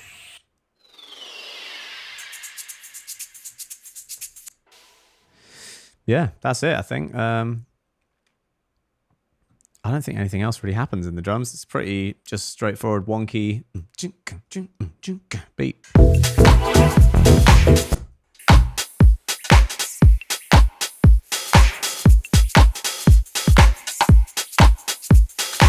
Yeah, I mean, I already went through this as well, the kind of slow down bit. It's got some other mad transitional things going on.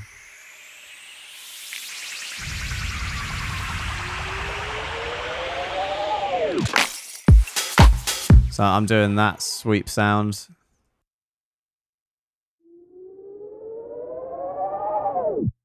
Yeah, a little slow down, Logic slow down effect. If it's an orange fade, then it slows it down rather than fading out the volume. So here's the difference. And then with the slow down instead.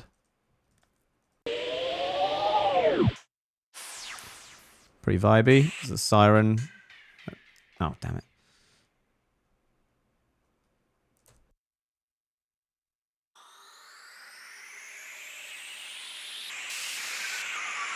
Yeah, so this changing sound you can hear here, that's all happening because I'm doing a global slowdown of the whole project up here. I think it's messing with H delay in this really kind of cool way, which I didn't expect, but just let it happen because I've got it on host mode. So the BPM is changing here, and it's making the delay go, which is kind of sick. Brilliant. Yeah, it's not going to happen because the slowdown takes up so much CPU, but you can kind of get the gist of it. I think you did manage to hear it once, so that's good. But yeah, that's the slowdown section. I think that's it. I've just got some plugins to show you guys, and that's the whole breakdown. Drum bus is here. First of all, I'm using this.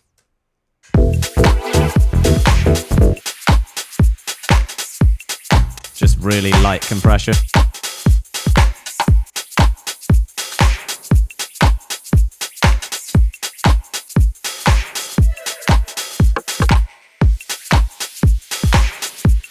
Quite a lot of drive on this actually, but it's on 50%. So if I turn it up all the way.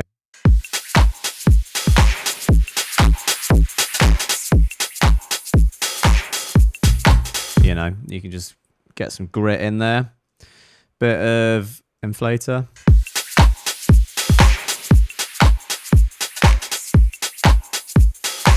And that. For me, that just boosts all the the edge and like as in the edge of the sound, like the stereo-ness, and just fattens it up a bit. Just scooping out some highs, dynamic highs. Not much though, just a little bit. Must have thought it was a bit harsh when I was listening in the car or something. And then like just the lightest limiting on the drums.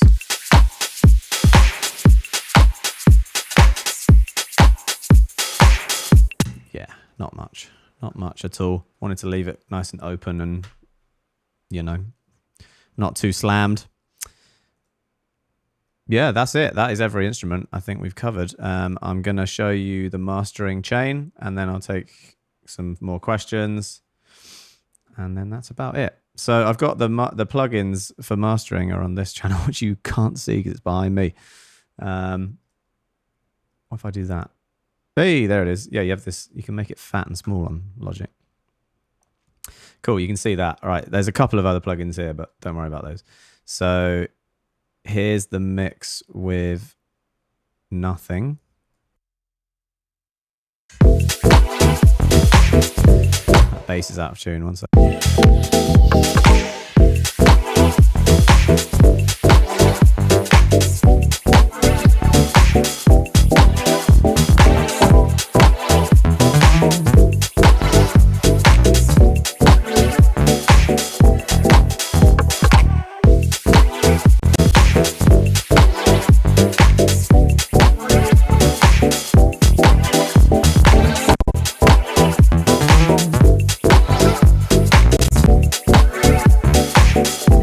Yes, so, you know, they're all doing a little bit, adding up to a lot. I don't know what this is doing on there. It's panning it to the... Oh, yeah, I know what that is. Yeah, you don't need to hear that.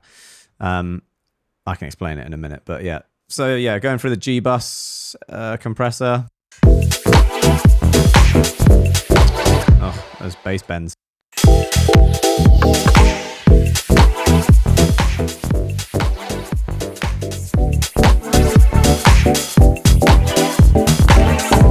So yeah, just using it, taking off like 3 dB, then going into Saturn, probably on the tube setting. Yep.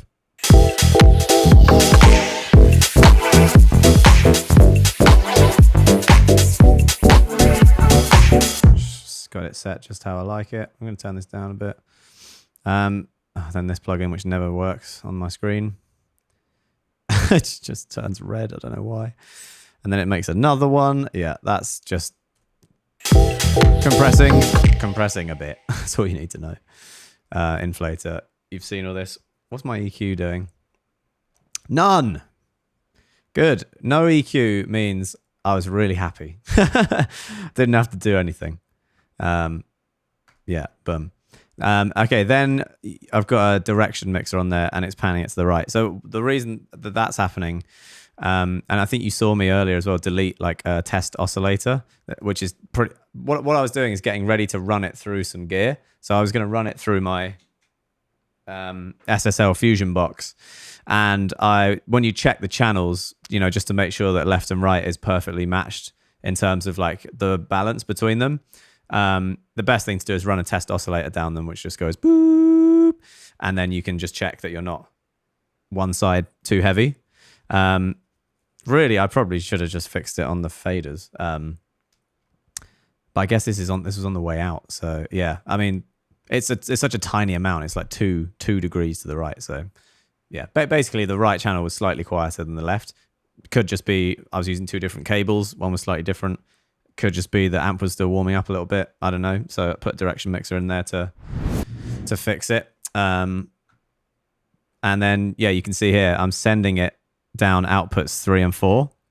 So at that point, what I would do is mute the main output on Logic and start listening to my SSL desk, and then I would be tweaking all my settings here. So, you know, the order of events is, you know, the sound enters the master effects bus from the top. It goes through all these plugins, and then it goes out of outputs 3 and 4, and then back in through my tasty gear over there down here. So that's why you can see at the bottom, SSL return full mix. So if I solo that,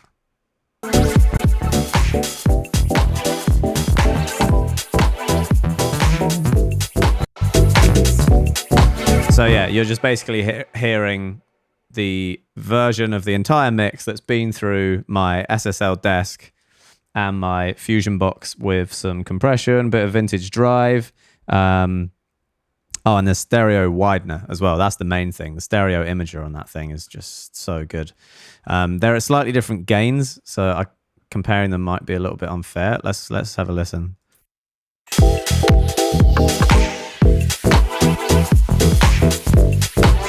That's about right. So yeah, see, if you're in headphones, you should be able to really appreciate the stereo width that this version here is going to give you compared to the one that you're hearing in Logic. So you're hearing like pre-Fusion mastering now, and then I'll solo this, and then you should hear the whole mix kind of come to life a little bit more. Just a, 10% type thing, if that.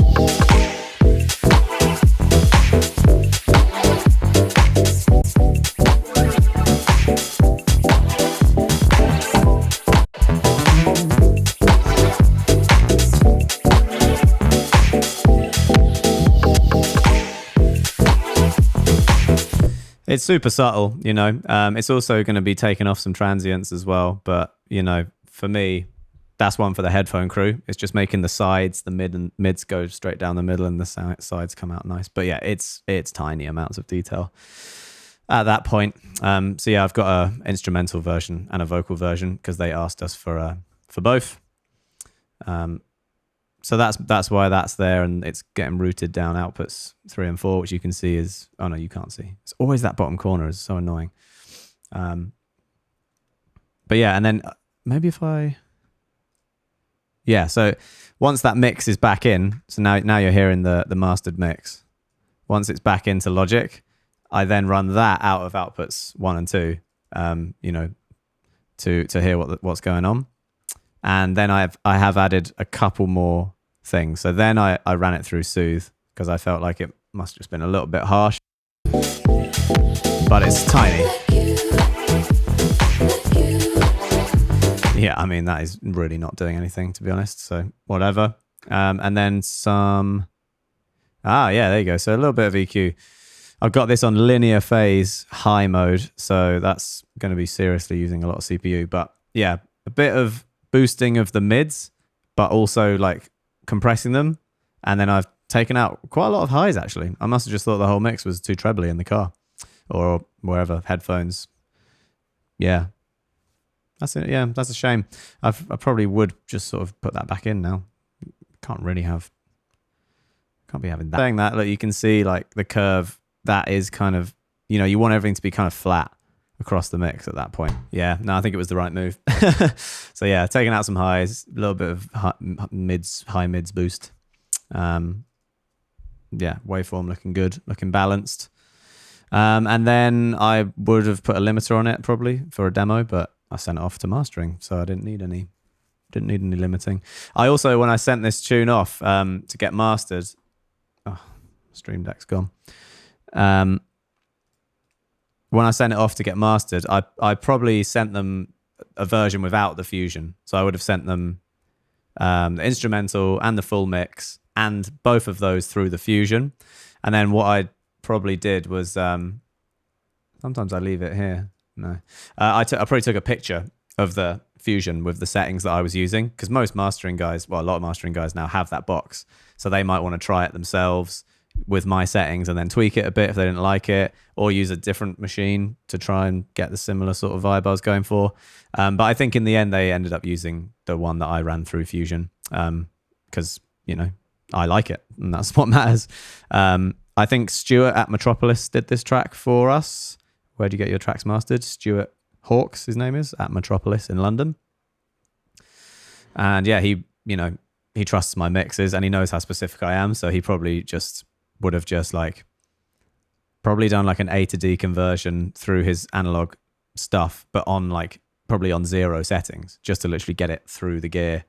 Like, he's got some lovely compressors there that sometimes we run my stuff through with no actual compression happening, just for the sound of the tubes and like the transistors and all that good stuff.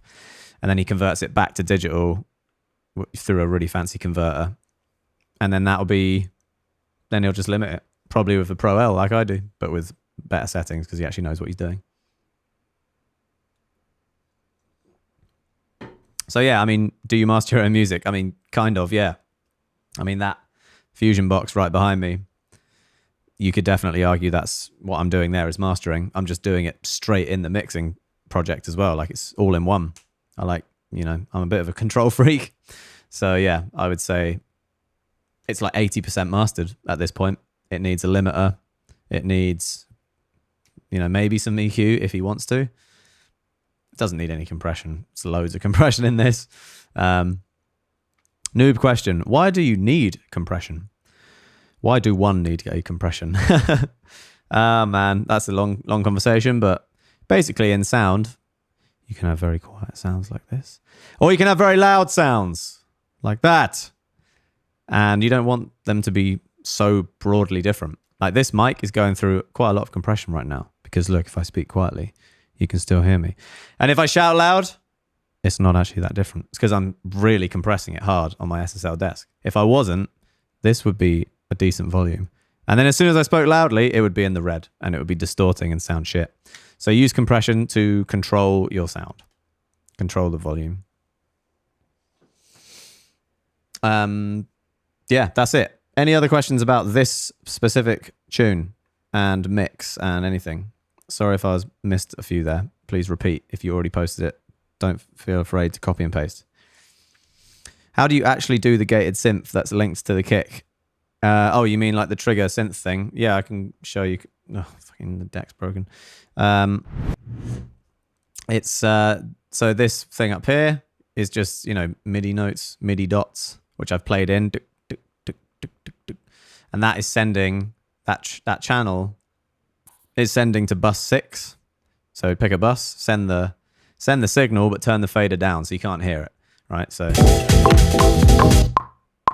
sending, turn it off, and it's gone. But so you just want to send that signal to a bus, but turn the volumes down. So even the bus that it's sending to is down. See? So now if you go onto a plugin that has sidechain capabilities and select bus 6, although you're not hearing the sound from bus 6, that sound is going to be used to trigger something. And in this case, we're triggering some sine waves.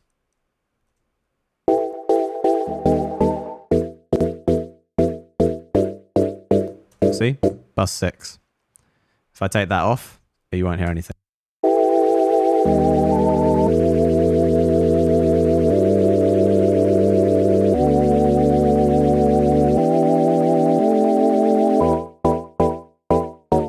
You can see it opening here, and then I can control the release like a synth and make it sound stabby or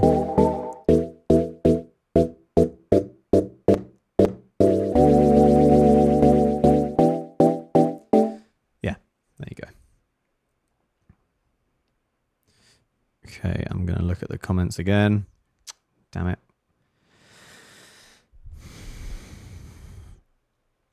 I'd love to see a perk roll in the drums you stretched from earlier.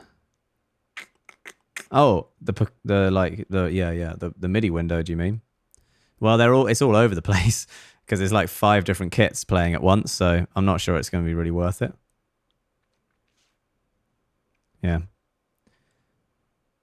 OBS has compression built in you can use. I know, yeah, it's just not very good. It's not as good as my SSL desk anyway. So I'm using my SSL. Well, I do use a limiter on OBS though, just in case something goes crazy. Does putting a limiter on the drum but hang on, I'm just going to close the project now because it's getting a bit crazy. Don't save. Don't save.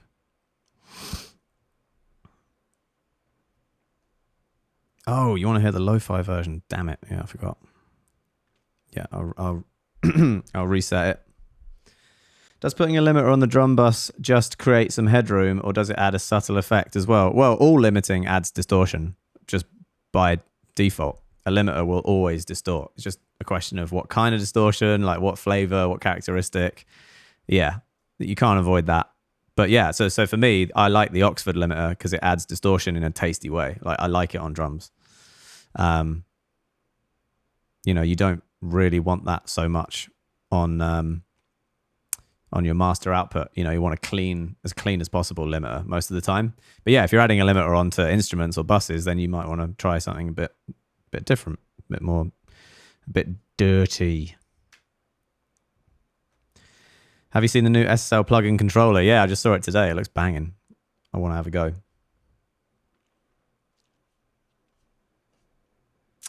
Okay, I think I missed a lot of comments again. Paste your comment if I missed you. Can you get a solid clean mix and master with just Logic stock plugins? Or you have to send it for professional mastering? I mean, my entire first album is just stock Logic plugins, but it was mastered. And, you know, you don't have to pay much for mastering. I would say yes, you can. It depends on your definition of good and clean and all that stuff and finished. But, yeah, you can do it.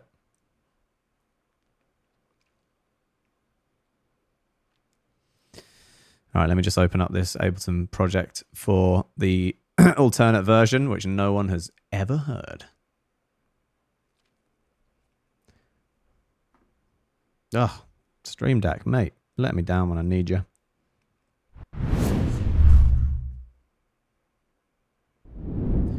So you see here, Project Alternatives, Lo-Fi. Don't save that. I think there's probably a different Ableton file as well for that.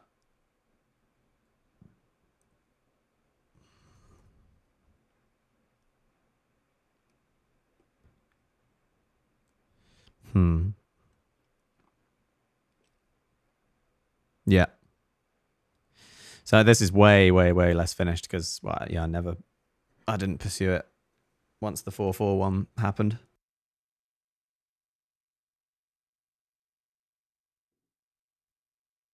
Ben Zen, thank you very much. Thanks for stopping by.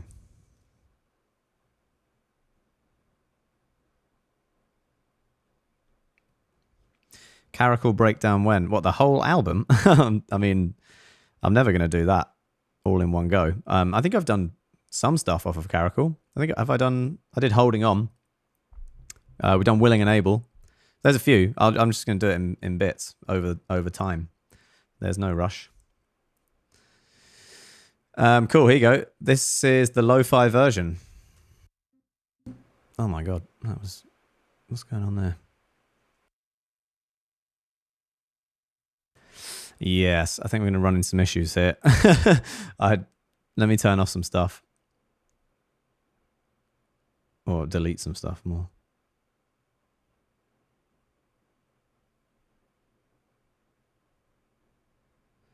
Put Soothe in. I'll just turn Soothe off.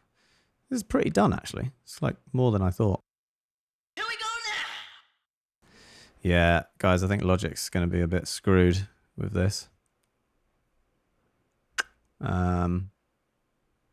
Just keep turning things off, but then you're going to lose the vibe.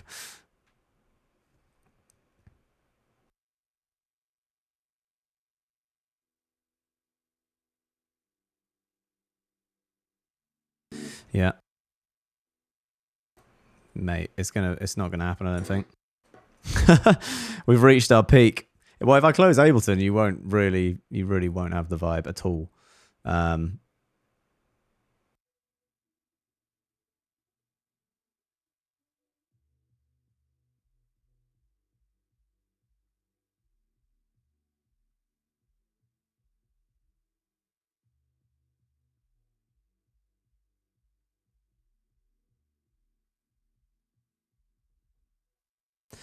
You can't hear it. Perfect.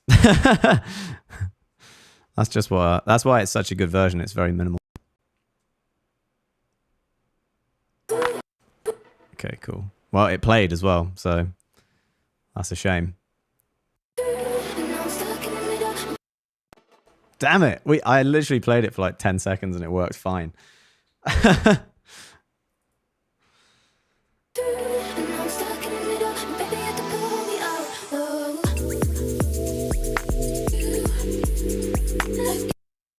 Yeah, I'll close Ableton actually. It's not doing as much as I thought. It's just vocals. So that might help. And if I change this to... Surprised this isn't working and the other one did. The other one's like way busier.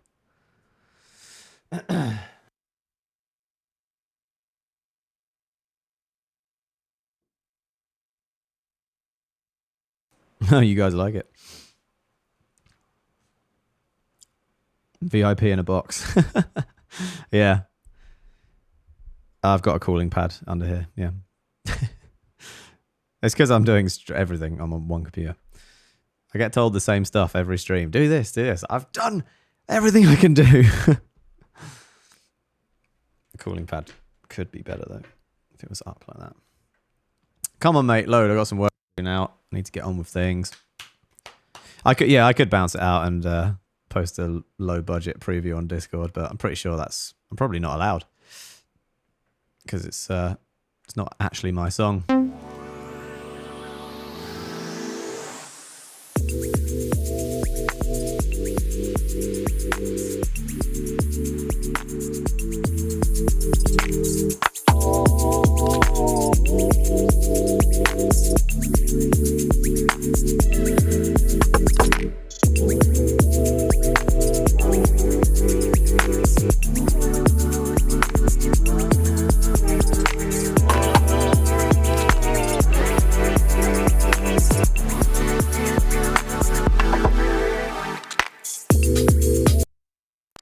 Hey, there you go.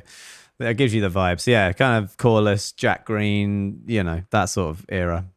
But it just didn't have like the bounce and the vibe of the other ones. So, but yeah, maybe it's a VIP for a very chilled DJ set one day, poolside. But yeah, same chords, same everything. It's not an M1 MacBook. No, it's my 2019 MacBook. And it does just fine. It's just when you do everything at once, it gets a bit crazy. Like I could stream on a separate laptop, but then I'd have to take 2 laptops around the world everywhere with me. So screw that. All right, guys. I think that's everything from today, remix-wise. I just want to shout out the fact that I've got just a fun little NFT thing out today with my mate JR. And I just posted it on Twitter. If you want to go and check it out, it's on OpenSea. It's part of the Bored Ape Yacht Club series. I don't know how into NFTs and stuff you guys are at this point, but basically, the Bored Ape Yacht Club is it's like a series of NFTs of these apes, cartoon apes, and they made 10,000 of them, and they all sold out super quick. And if you bought one and you own one, you're allowed to kind of customize it if you're a graphic designer and you want to do that, and then resell them on. And I know this guy who's got a bunch, and so we went through the ones that he made and picked one to customize, and I made some music underneath it, and it's nothing serious. It's just it's a bit of fun. Here it is.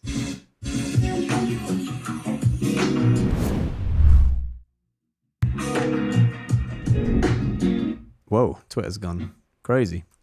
Yeah, you'll need sound from that. You will get sound. Yeah, it's on my Instagram story as well.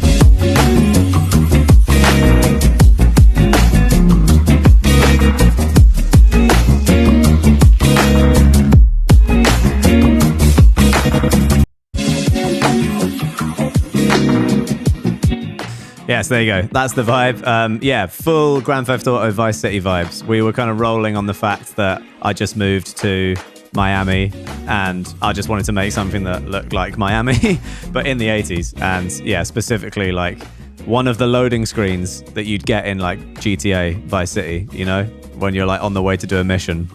So yeah, it's just a bit of fun. Like the Bored Ape Yacht Club is this thing. So they, you know, they make all these little monkeys and they're super popular in the NFT world. So if you're lucky enough to own one, congrats. I don't own a real one, but whoever whoever buys my one with JR, the one that you just saw, it also comes with an original Bored Ape Yacht Club NFT. So you're not just getting mine, but you're getting a legit Bored Ape. So that's pretty cool. And there's a bunch of stills as well. So that's a one of one, obviously, which is like a, you know, super limited edition special thing. Oh, we got a bid as well. Hey, 1 ETH. Let's go. But yeah, it's on OpenSea. Here's the still. So there's 10 of these too. So you can pick one of these up for 0.555 ETH, I think. So yeah, got some bids in there. Sold a couple. But yeah, the auction ends tonight at like 9-ish, I think, something like that. So yeah, if you know anyone who really, really thinks, man, what my life is missing is a disclosure ape, you know, hit them up, send them a link. I'll put the link in the chat. There you go.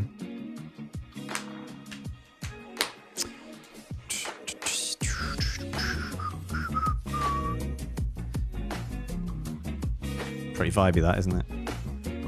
It's a bit Lee Buzz, that one. Oh shit, I just quitted the chat. Now I can't see any of you.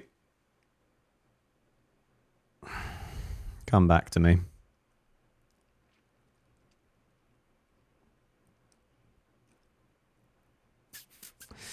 Lee Buzz says guitar so nice. Yeah, there you go.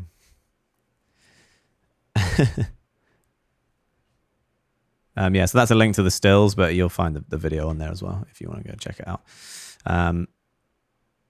Yeah, that's the last in the sort of NFT stuff that I've got planned at the moment or have finished. I haven't got anything else on the way, so might be a little break from that for a bit unless something cool comes up and I want to work on it.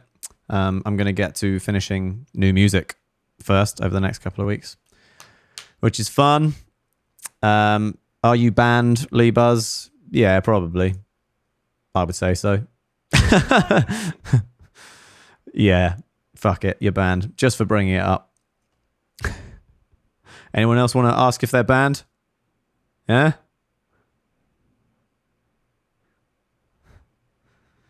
Life sentence, damn right.